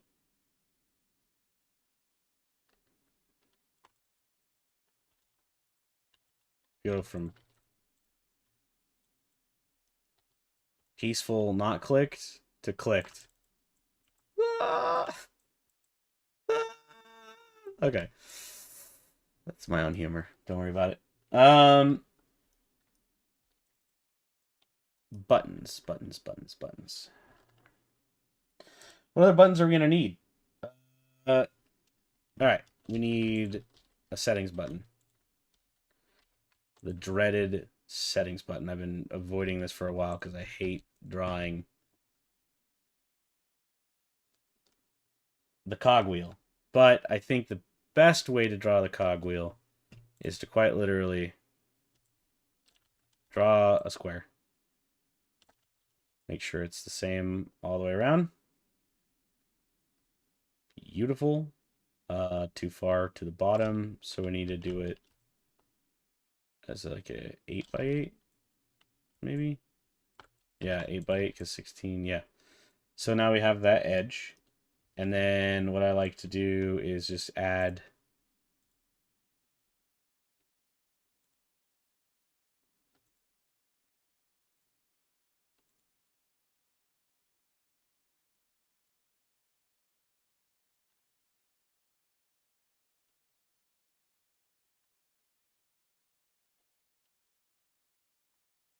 A little big.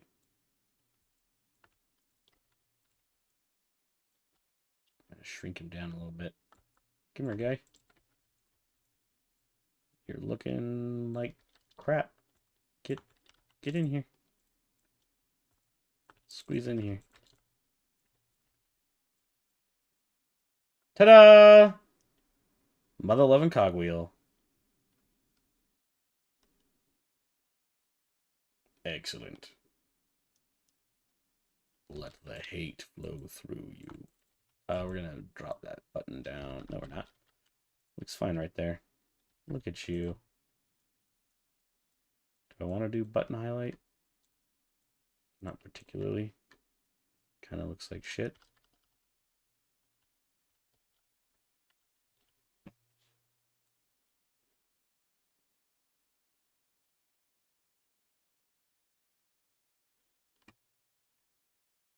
Yeah. Button. Done. Start with a circle. Guy tells me to do it the exact different way than I just did it. But look at it! That's a freaking cogwheel!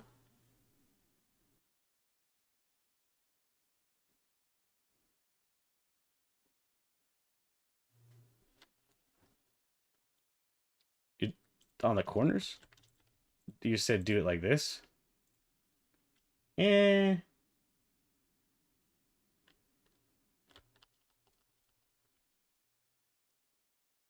What's up, Blue? How you doing, buddy? So play button, maybe. Reborn is all about doing their we want to have like a little friends icon, you know? So we got to do like one head here, one head here. This guy's like creepily like touching the other guy's shoulder. What's up, dude? Here. Right behind you. And then this guy's drawn like this. Look, contacts button. Okay? Friends, kind of.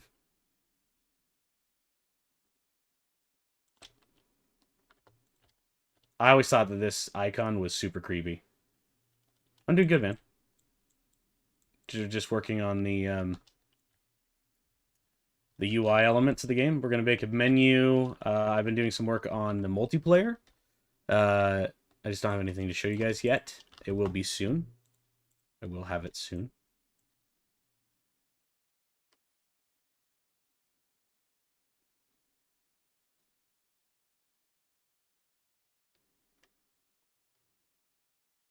Chess update's gonna be well. We're not doing that. We're not doing that. I'm not doing that. That's nuts. Oh,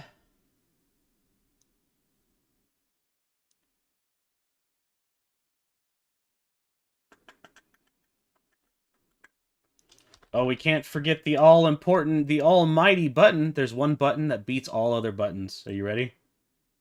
It's the hardest button I've ever drawn. Look at the talent that it takes to draw this button. Have you seen such finesse? The menu! The hamburger menu! Can't forget that for our mobile players.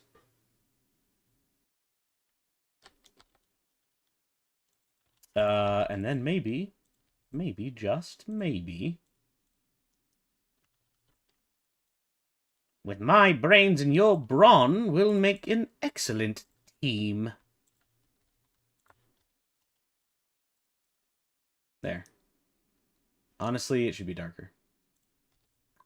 It's a locked out cube, man. We got to do a lockout method. Yeah, a little teeny like bolt lock. You know what I'm talking about? One of those master locks. The universal symbol for keep out of my shit.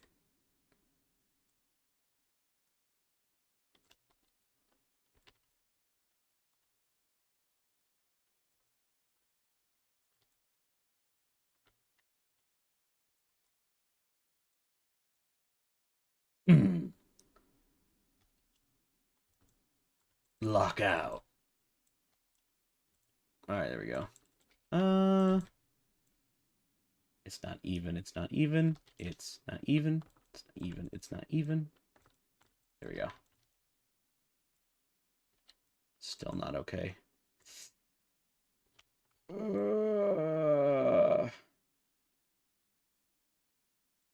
We need to move it down one.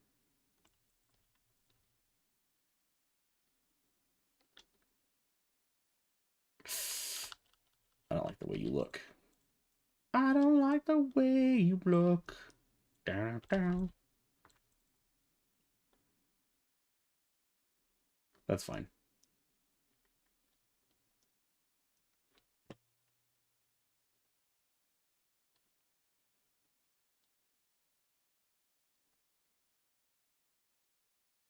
The menu button. All hail the menu button. There we go. Now it's actually even. The lock button. And I guess we could just take this theory, what we're working with here, and do a quick redraw on the color spectrum. And potentially just turn this into an inventory slot for the game. We can put our goods in that. Do you see that cube? Don't you want to just put your goods in it? Put your weaponry.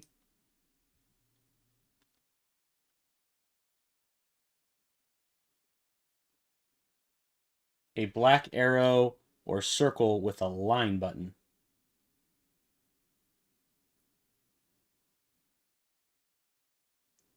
What does that mean? I don't know what you mean.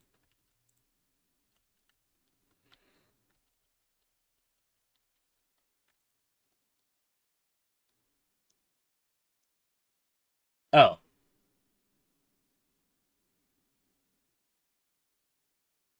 Dyslexia's got me again. A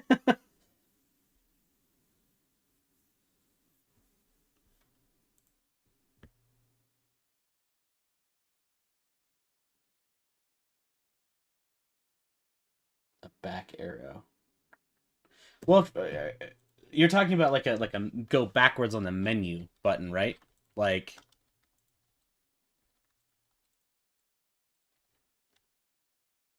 one of those like arrow return buttons, or are you talking about like an actual?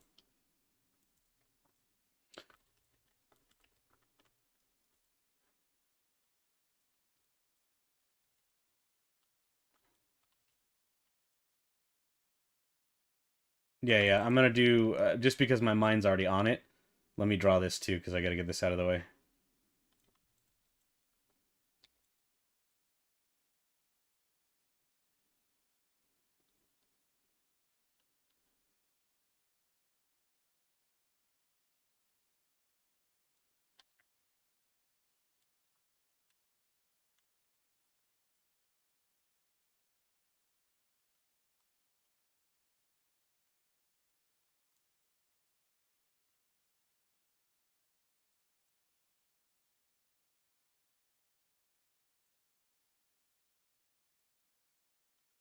Just looking at something.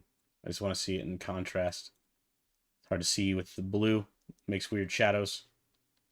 Let's see. I don't want to do that. I want to do... we're going to invert this, make it all black.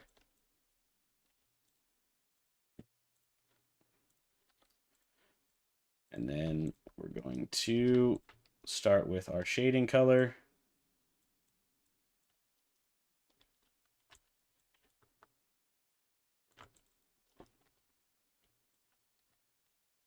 highlight. This is a lumpy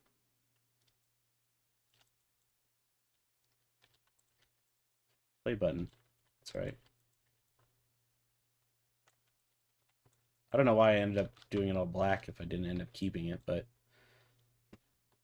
maybe we'll add a black outline to it. I think it needs a black outline. Yeah. Looking a little barren out there by your lonesome there, guy. Maybe this is where we tune up the shape of the button a little bit more. There we are. Now we just copy that, flip it.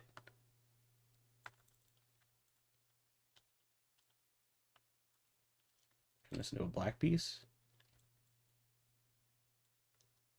Tune up our play button. Might look different when we add. This is actually the shape that we're looking for. That 2 by 2 by 2, you know?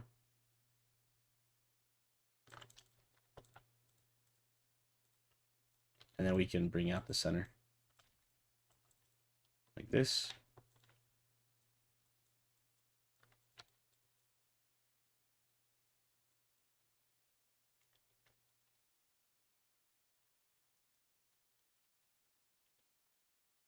There we go. So there's that. I just want to get that done. We're going to need that.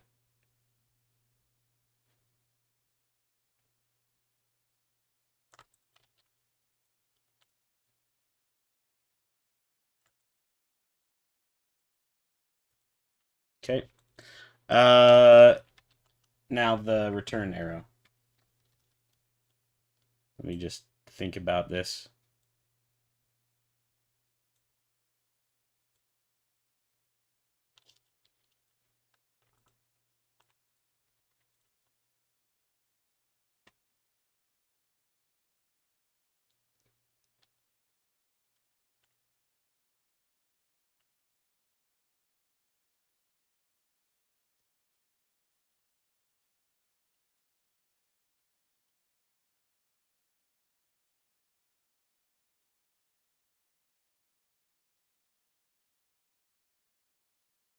Eh.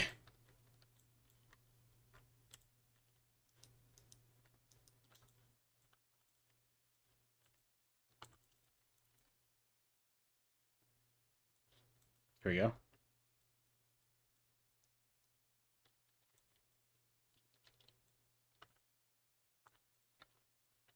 Looks kind of funky. I'm not sure why. That's better.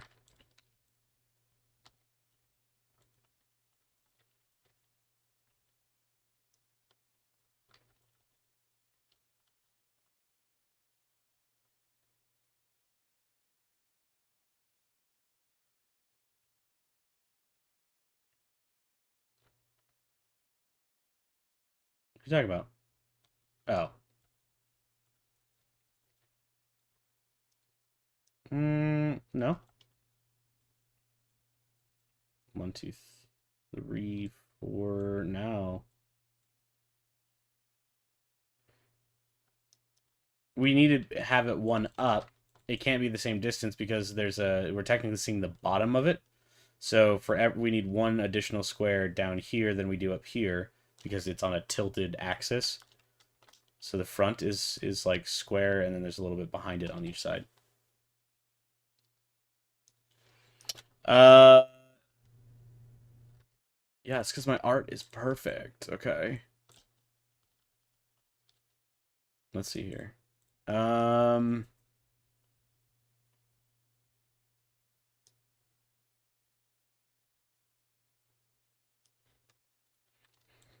Okay. Now to draw the other concept that I had.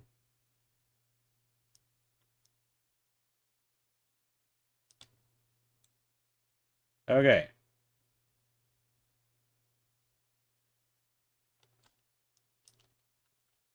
You're so picky. Who cares? Well, it's a mag. What are you talking about? It's one of those locks. It's underneath. You can't see the lock. Who puts a key in the front anymore? What era are you from?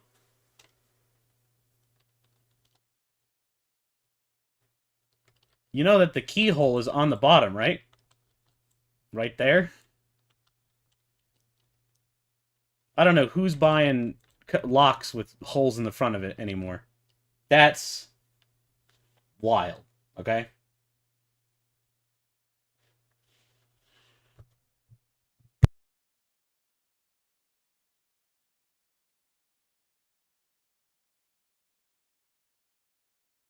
maybe, maybe we do. Maybe we do.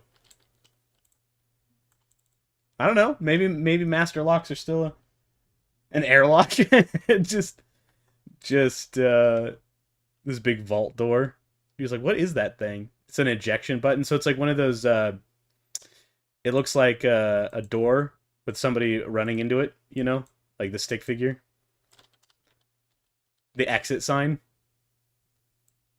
The escape in case of emergencies go here. So it's like this escape exit, and there's this little stick dude who's running.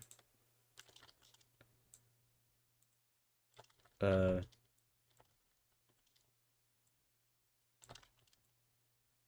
anyways,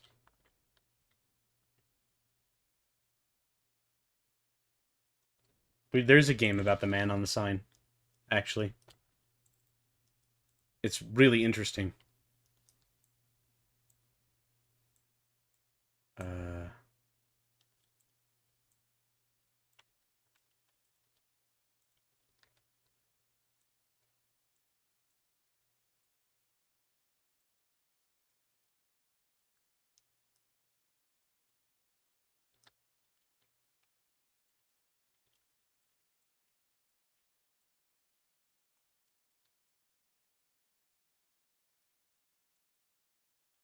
all right.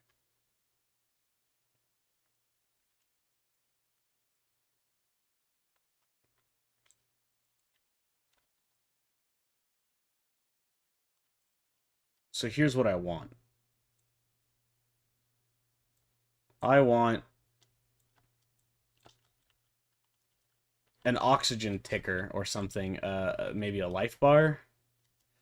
Okay, what if instead of the oxygen container that we have down here, we do it a little bit differently, where it's like it tells you how much life you have in here, like 50%, whatever, or like 50 life, sort of like the Diablo health pool, but instead of a health bubble, it's gonna go in a circle.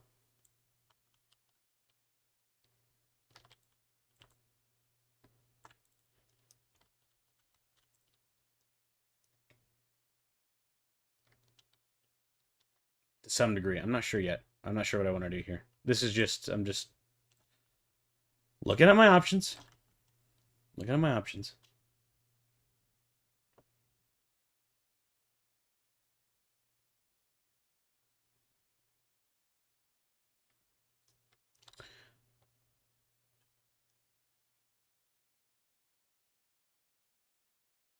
The reason why we're not going to do that, Blue, is because in our new design of the player dying, this is the symbol for everything dying that's not robotic. It'll keep everything uniform because then we melt down into a death pose and then we disintegrate the body.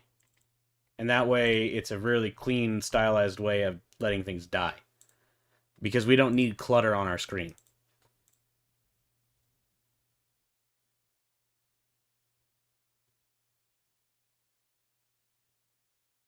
Have you seen this one?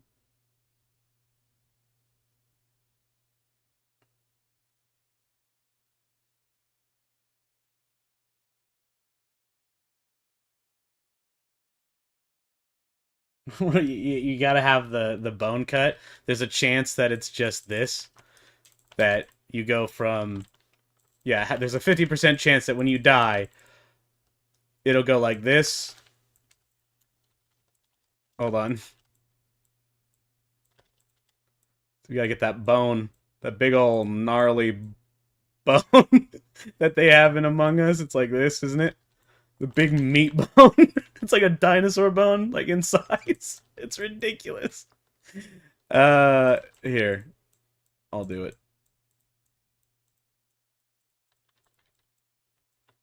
let's add some support here, and then we'll just turn this into like a big white bone. But we should be like a tan color, kind of. It it might not even need like a white border because it's so big.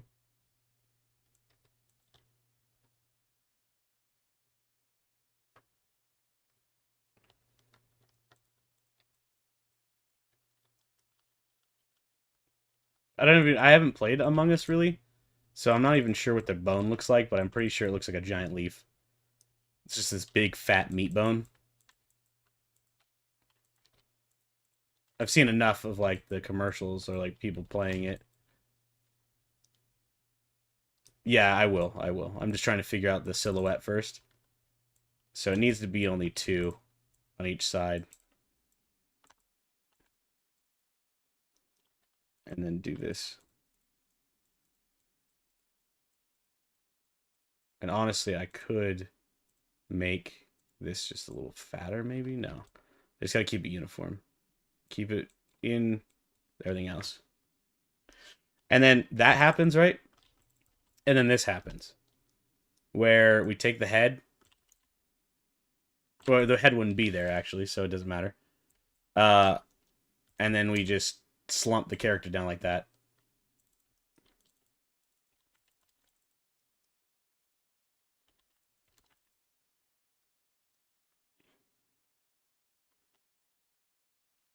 You're right.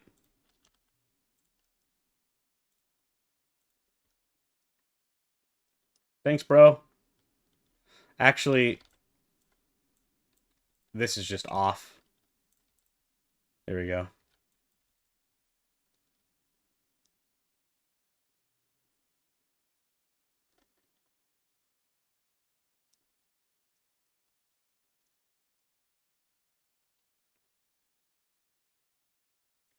And then we can do another animation where he falls all the way down.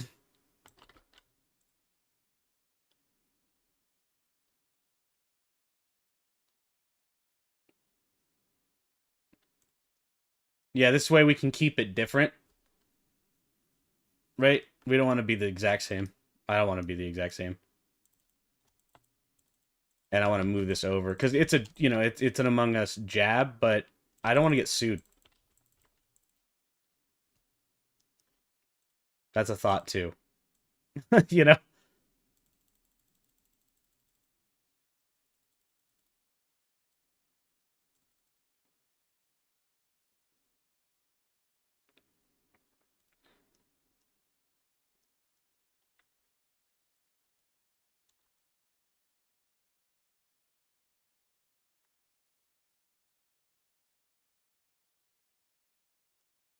Dude, in this day and age, I will, yeah.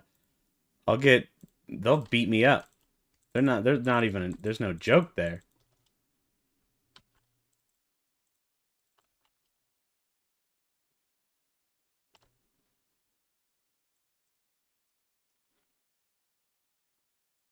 Okay, but what if we go here and then do a full black silhouette on the inside to keep the design element, right? And then we rip it in half like this. We don't know exactly what's going to happen yet. It's not done. Obviously, we need to move more frames.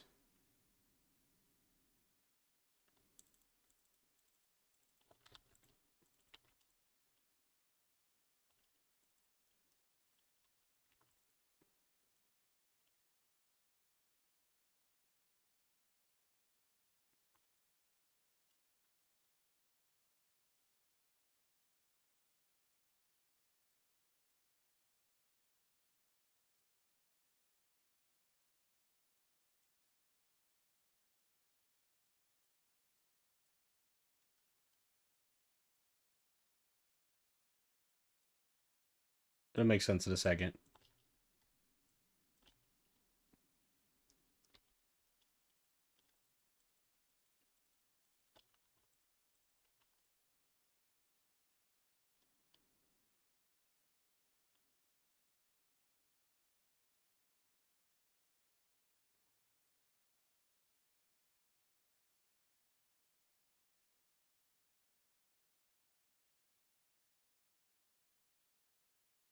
Yeah, yeah. It's about to do this, where it just disintegrates like that, where his head just explodes.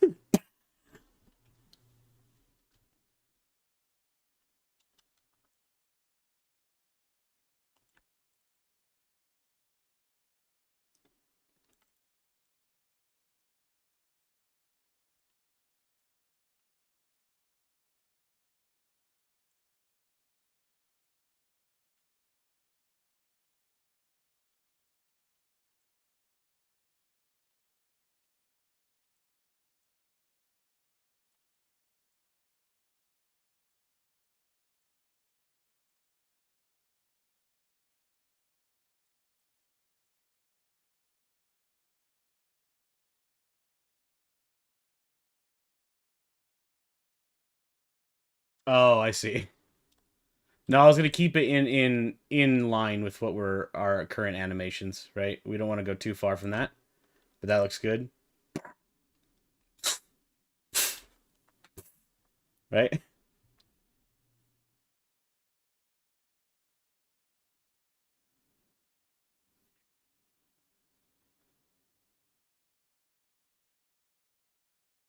Where the problem is, Night. I get what you're saying, but the problem is with that concept is there's no way for us to decide.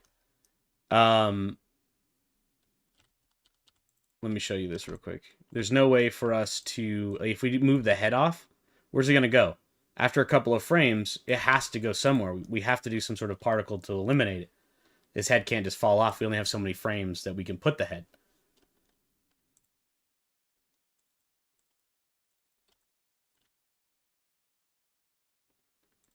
And I kind of like the idea that his body kind of like jumps when he gets fried, and then he comes back down.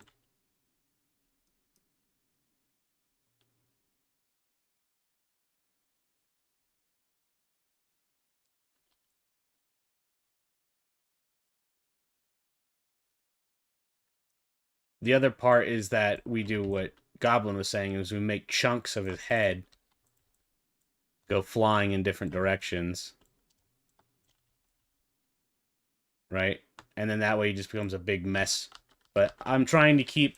I have to be very conscientious about blood and the way I display blood, because that's critical for game studios, right? It determines what type of game you're going to be, who can play your game in some countries. I really like this death animation.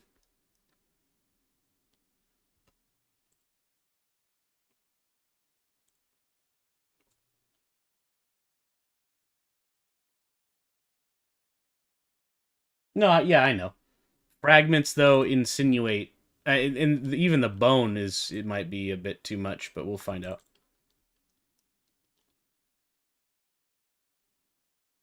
But I think we nail what we're trying to do, and that's what's important. The question is, guys, can you see what's happening? Does it look like the character is getting fragged? And I think it does.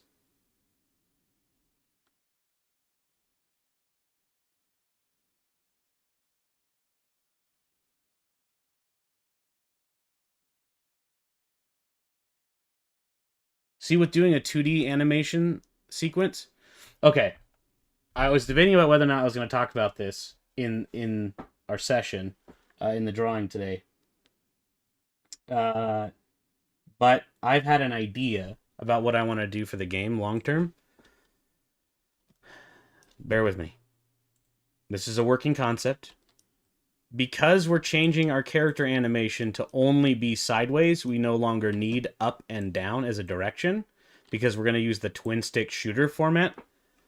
So, here you can clearly see the weapons on the character. Now, instead of pickaxes and stuff, you'll have actual equipment. Some of it will be physical items. But because it's already like this, I want to show you something. Let me grab my player and his outline real fast. imagine for a moment that you're playing multiplayer or playing this game, and periodically there are entrances, whatever they look like, however we do them. Maybe it's a portal, right? But imagine, because we have a 2D side character, we can already do it. Like imagine on the overworld, right? You have your normal survival stuff that we've been talking about, but then you go into a instance, a dungeon, and now it becomes a Metroidvania. Because this weapon could then attach. So on the outside, this is like a grapple to grab onto certain zones and get across caverns and stuff, right? Grapple hook. But then in other modes, it becomes a swing from the ceiling sort of weapon. And your normal weapon is either a blaster or a crowbar or something similar. And so I'm thinking that boss fights, now we could take that a step further and we don't have to do a Metroidvania, but instead, if we put lanes in the floor, it becomes Castle Crashers. And now it's a brawler where we can move like this and fight a boss in a lane. And I'm thinking that this is the way I'm going to do boss fights. Or raids or something. It'll go down into a sequence where you're like stuck in this format.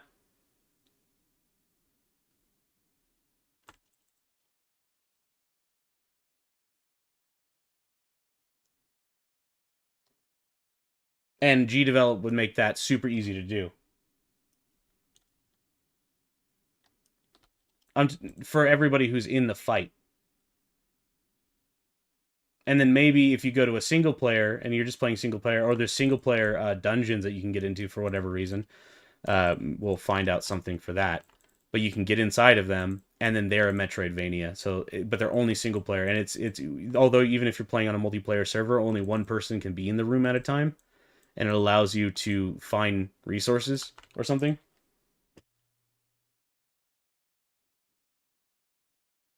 Just dungeons.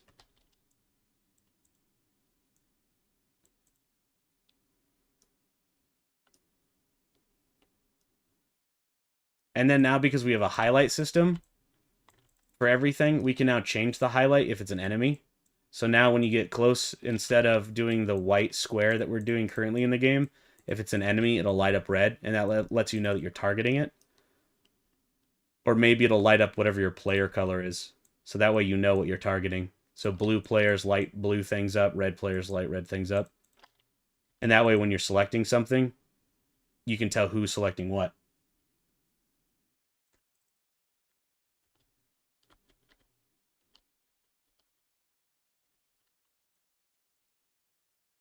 But I think it'd be fun that there's a mode where there's like a raid system. So you have the general overworld where all the characters are the same and you travel just like you used to. But then occasionally, maybe for specific boss fights, because I was thinking about this, right? With the way that we drew Captain.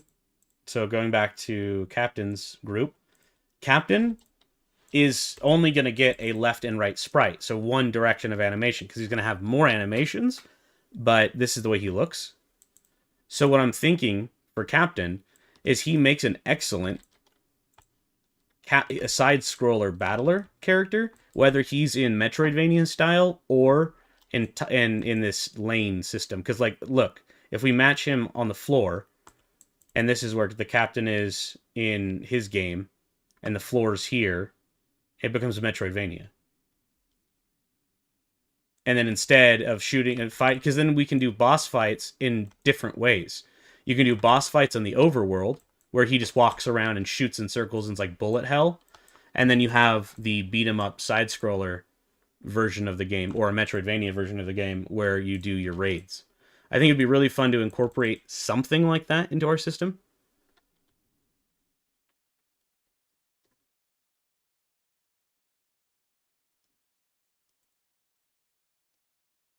And so I haven't really decided what exactly I'm going to do yet, but I'm going to be moving once we get multiplayer integrated to have some unique features that are beneficial to multiplayer. or another feature that just adds replayability and extra depth to the game. And I don't think it's going to distract from what we're trying to do because it's scenario based.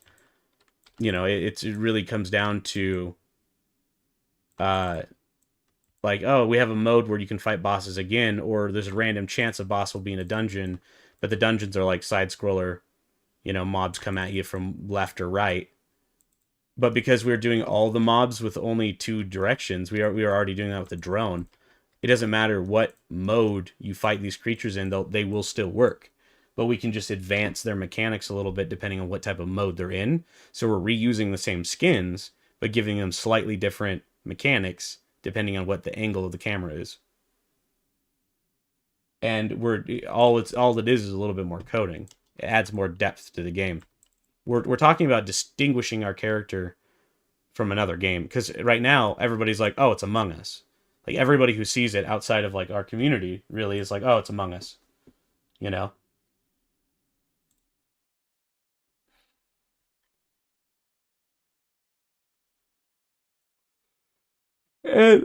Fair. I mean, they use spacemen, but I feel like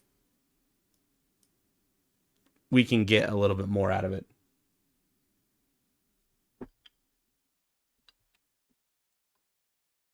But I think that charm. I mean, there's only so many ways you can draw a pixel, and there's only so many primary colors. Come on, you know, like they don't get to coin a spaceman.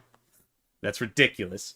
If I drew it with the same visor and everything, I could see that being a problem. But like again, I'm on a 16 by 16 grid. There's only so many pixels, places I can put things. So got to figure out a system that works. And so far, this is the system that's working for me. I just really like the way that this pops off. And now we can see what customization might look like. You know, with these new characters, they're a little bit bigger than 16 by 16. So now we're moving our players to the tile set is 16 by 16. The player is in a 32 by 32 grid, but no bigger than 20 wide. And now we can spawn the hands on one point, rotate that around a player. I think this new version is going to be really good. When we see it in action, it's going to make a huge difference. And then when we bring up the crafting machines,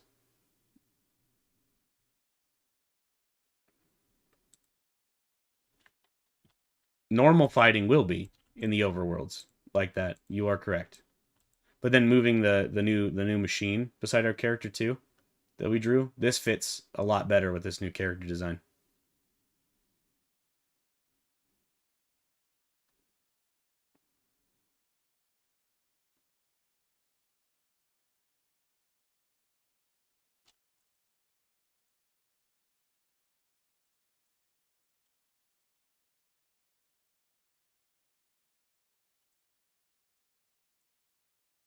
So yeah, if we're playing this game mode, it would be almost exactly like you played before, but instead it's lane based, so you only attack in a forward direction.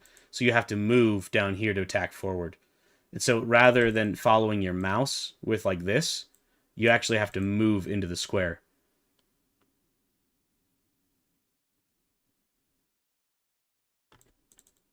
But it's just for this game mode. This brawling, fighting style that I'm thinking about. Just something to consider. It's on the back burner. I'm not going to implement it yet, but it's my dream. I mean, this is my dream game now. So, you know, I'm just going to put all the things I love into it and see what happens. I think the backpack adds a lot to the character too. To be honest, gives it more depth. And I just feel like it fits more. We'll do the character with and without a backpack, but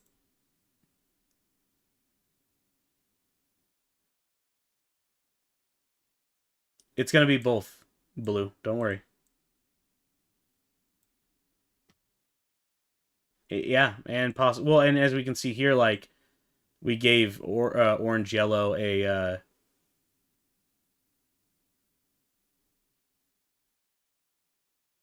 yeah. There'll be lots of customization with this new system. We can do it really easily because what we're going to do is color the character in black and white, and then use a slider to let you choose the color of your character. So you're going to be able to pick your own spaceman color.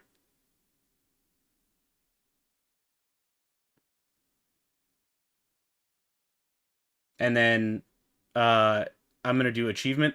If you my cosmetics, unless I have some reason that I need to do like I hate battle passes. I hate microtransactions. I hate them. Hate them. However, I still have to eat.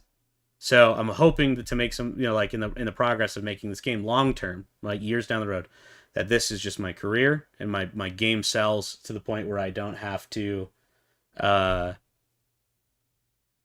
charge any of my players to do that. I'm hoping that advertisements through um, all of that, right?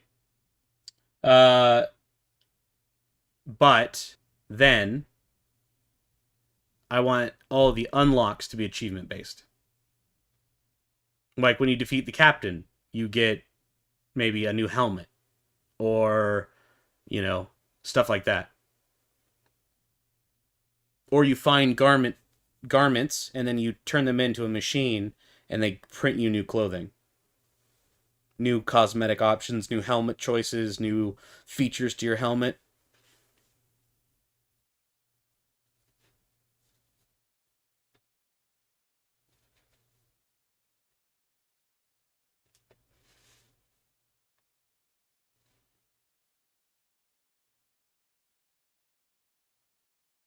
So, anyways,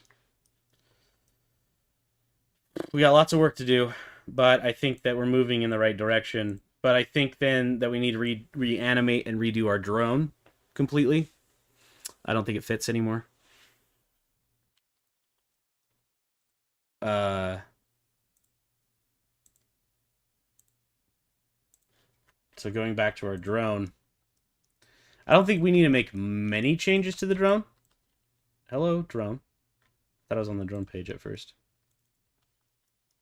But there are my eyes have been opened to new options of drones. Especially if we move up to a bigger canvas size for our enemies and our animations, we could have quite. Let me move these out of the way. White outline to this guy.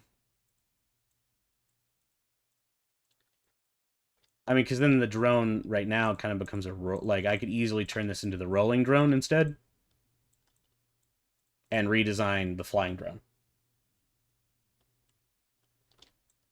DLC doesn't really make sense yet because obviously I'd have to make a full game and then consider expanding it, which would be great if the game sells, right?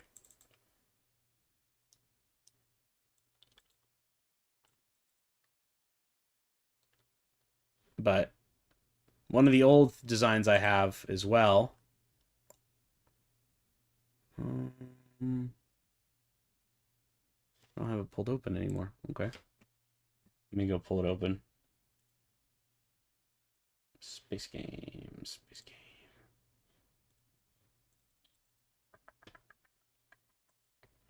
I drew this a while back, but oh no, I have an animation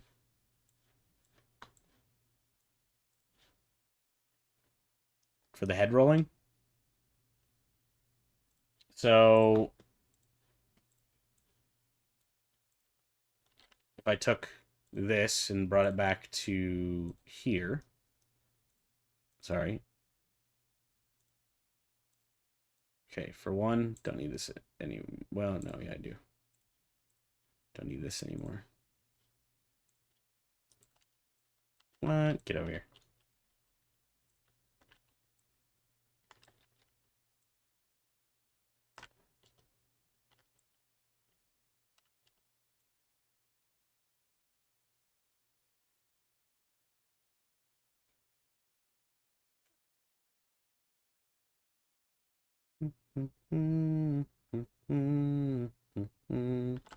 It'd be easier if I did it one at a time.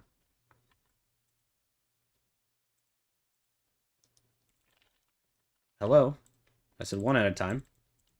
Just you. There, now I can shrink him because he's 4 times the size he should be. He should be perfectly inside of this. There we go. Close enough.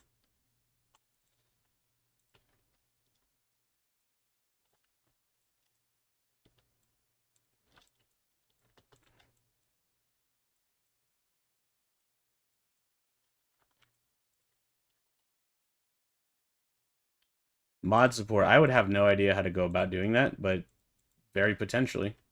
I mean, I would never want to rule that out, you know? Mod support is how games continue to thrive even when,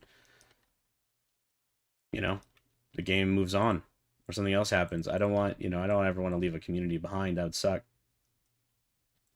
Not my favorite thing in the world.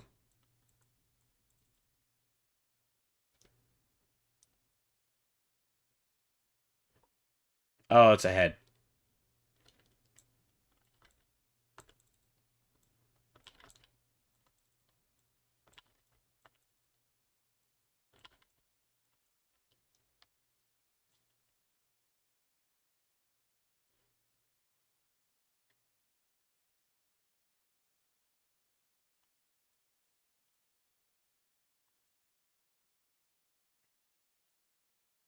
So like this one, right?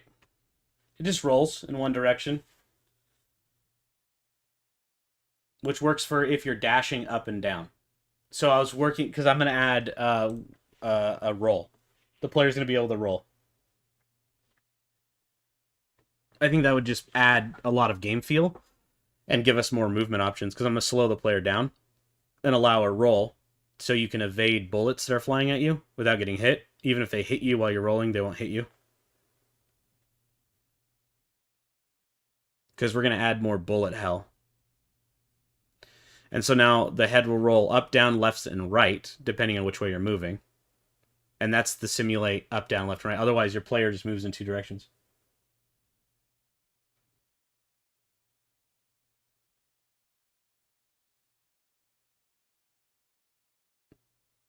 Yeah, you don't need to worry about that. I'm on it. So what we need to do, though, is take the player's head and then base it off the head, which I think I did a pretty close job. The head's a little bit bigger than it should be. All right, let's scale the head down a little bit. Let's bring its face in. That's more like our head. There we go. And we're going to lighten that up too.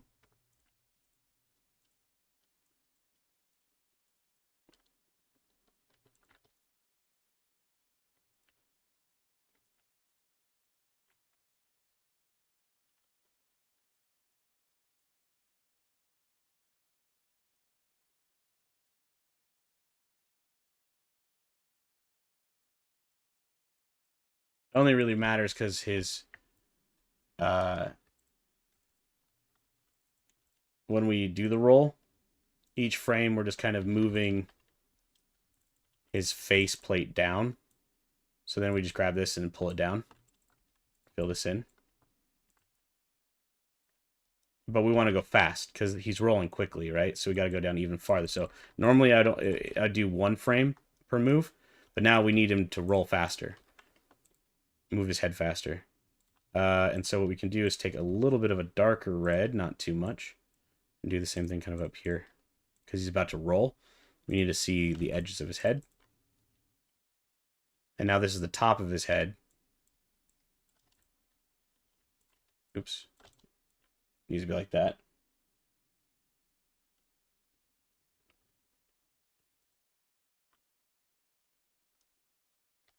No, we're going to make a 4-directional roll.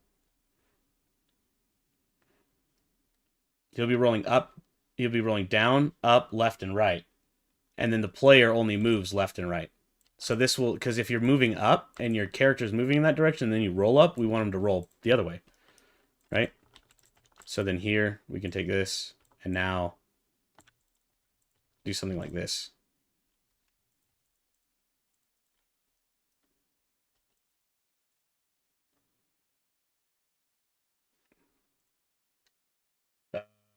But if we're going to do it in such a short amount of frames, we need to consider how many. I think we're going to do, instead of 4 frames, we're going to do 6.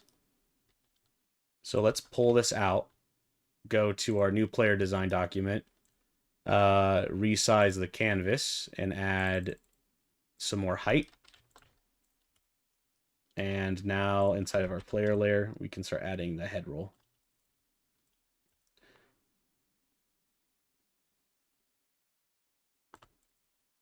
So yeah, I think I want to do 6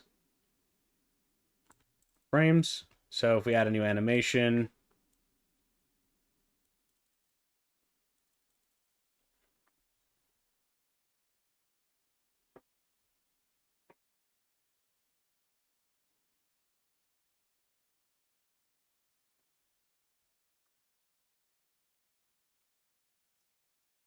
uh,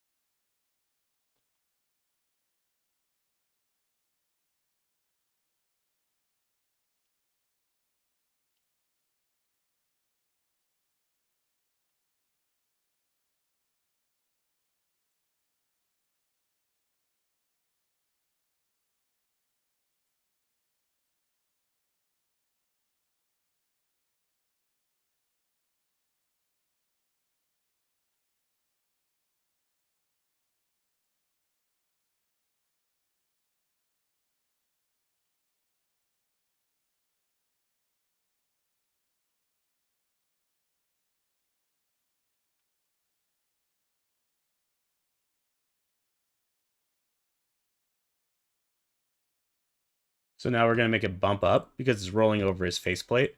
So maybe we can do it right here.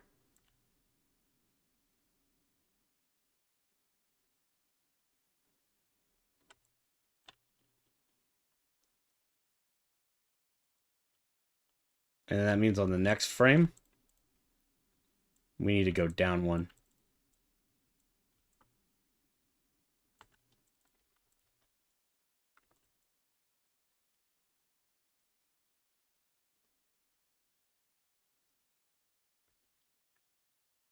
Basically what we're going to do, actually, is take this and turn it upside down. Ugh.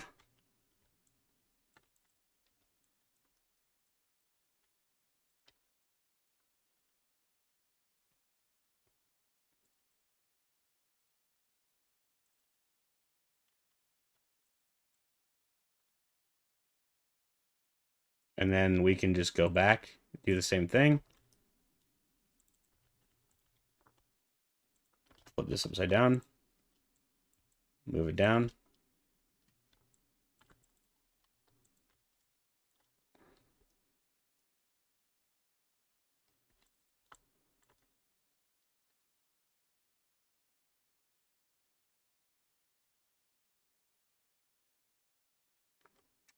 And then on these, there would be no white bottom.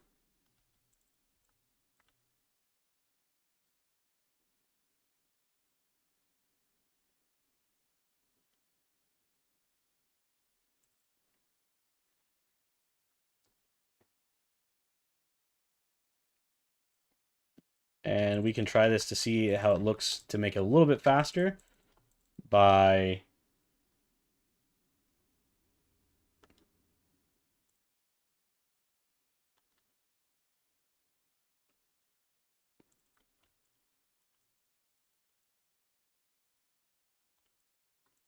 that weird bump is a little strange. Let me fix that. There we go.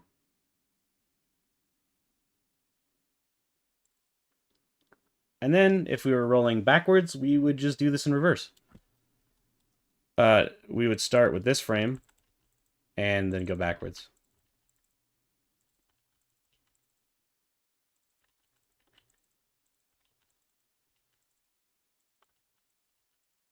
So then in our next frame,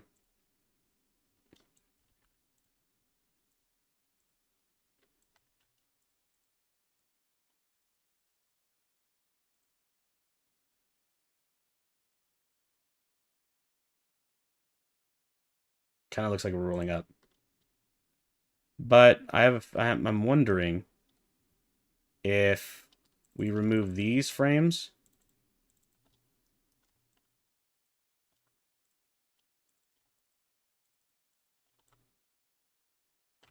and compress these into 4.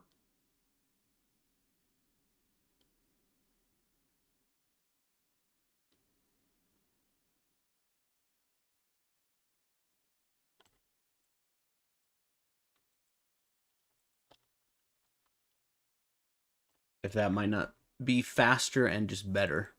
So let's go back and look. Honestly, what do you guys think? I think the 4 frames works way better.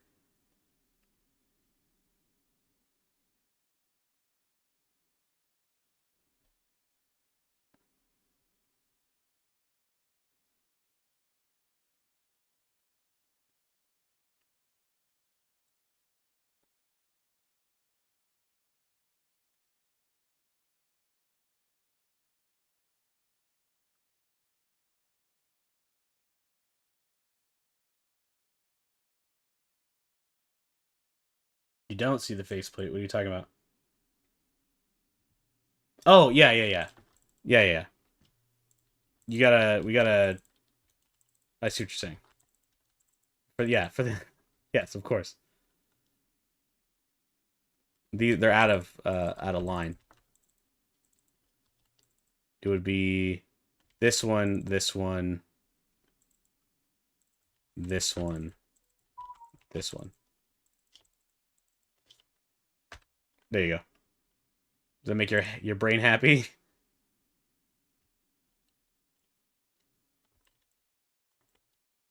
And also because we're going that direction, I technically need to uh,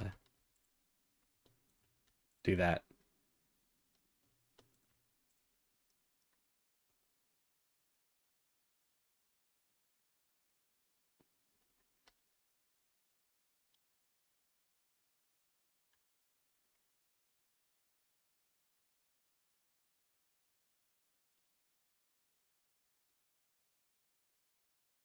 So now you could be, no matter which way you're standing, if you roll, you'll start, somewhere down here and you'll start rolling or up, whatever, from the center. You'll be able to roll up and down and then left and right. So we'll have a dodge so that you can get out of the way. We'll have a death animation, our attacking arms.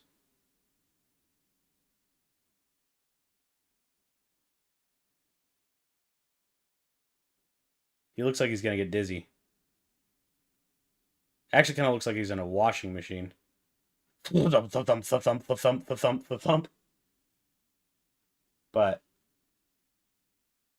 all right, guys. Well, that's actually it for me. That was I was just jumping on today to do a small stream, a little bit of artwork today. I'm gonna do some more later, over the night. I'll be back on Friday. I don't tomorrow. I won't be live streaming. Tomorrow's my day off, my full day off. I need to take it off for everything. I'll be doing a video edit, but otherwise, it's what we're working on. So pretty soon, no, don't lie to me. No, today's Wednesday. Okay. I had to actually go look. Reborn? All right, yeah. So, I'm going to be working on some, in the meantime, before we come back. My game plan for the next few weeks is to get done a drone, and we might change the laser. We might get rid of the laser guy for now, and just do a rolling drone and let it hit you and work with that. Yeah, yeah, I know. Tomorrow is my wife's day off, so I have to tomorrow.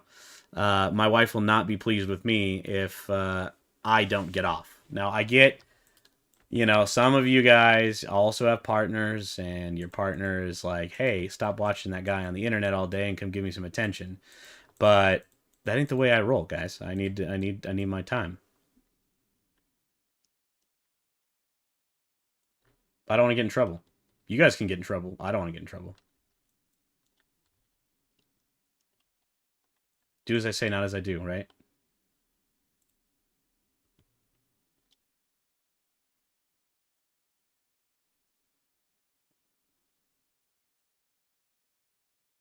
Hey, Riley, it's all right. We're just closing down the stream anyways, actually. So you're right in time to say goodbye.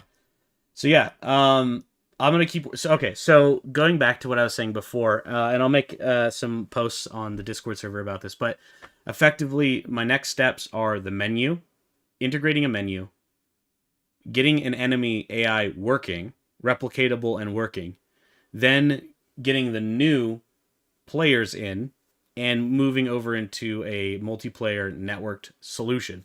Now, I've thought about this a lot. We're going to be using the THNK relay version. So THNK has a couple different variations. You can use there could be like a server that hosts the world, and so that would be good if we're on like PC or Linux or something like that. It has to be dedicated, computer has to do it.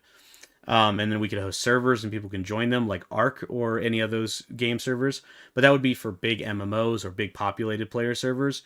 I'm only planning on doing a couple of people and by limiting it. So you're going to have a join code. You're going to get a random code using the relay system. Yeah, the player themselves can host it. And that's why we're using the rooms system through THNK and not the peer-to-peer network. So you won't be connecting. It's quick too. As long, because of the way that we're working, yeah, the player can do it. I got what you meant, though.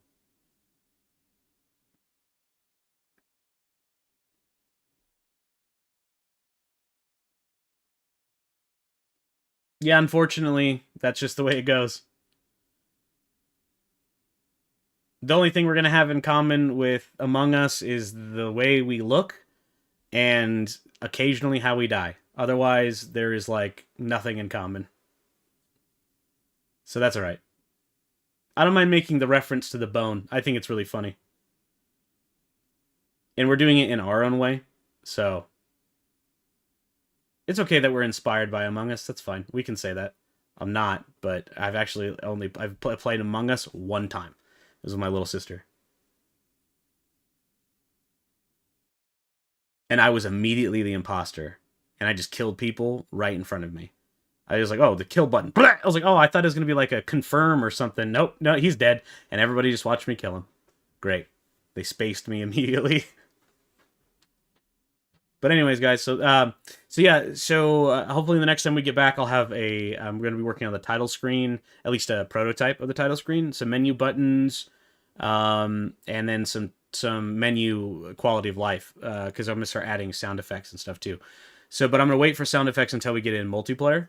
But multiplayer is coming soon, so I'm working on that separately, at least to get the basics of multiplayer in, and then maybe with Reborn's help, we'll get it efficient. We'll take what I have and then we'll fix it so it's not broken, and we'll go from there. I say broken, but the reality is just more server oriented or more. It's integrating multiplayer actually into games like this using GDevelop with frameworks like THNK is actually really easy comparatively. We just start a scene and have a player counter variable for each player, create a character, and then replicate the movement controls that we already have. So it's really not that big of a deal because we already worked on building the foundations as a finite state machine. So, anyways, we'll get more into that next time, but I'll see you guys on Friday. Thank you so much for stopping in. Love you guys.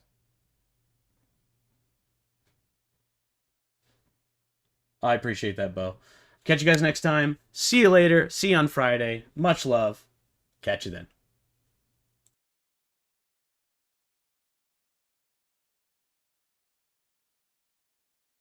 Like, comment, and subscribe. By the way,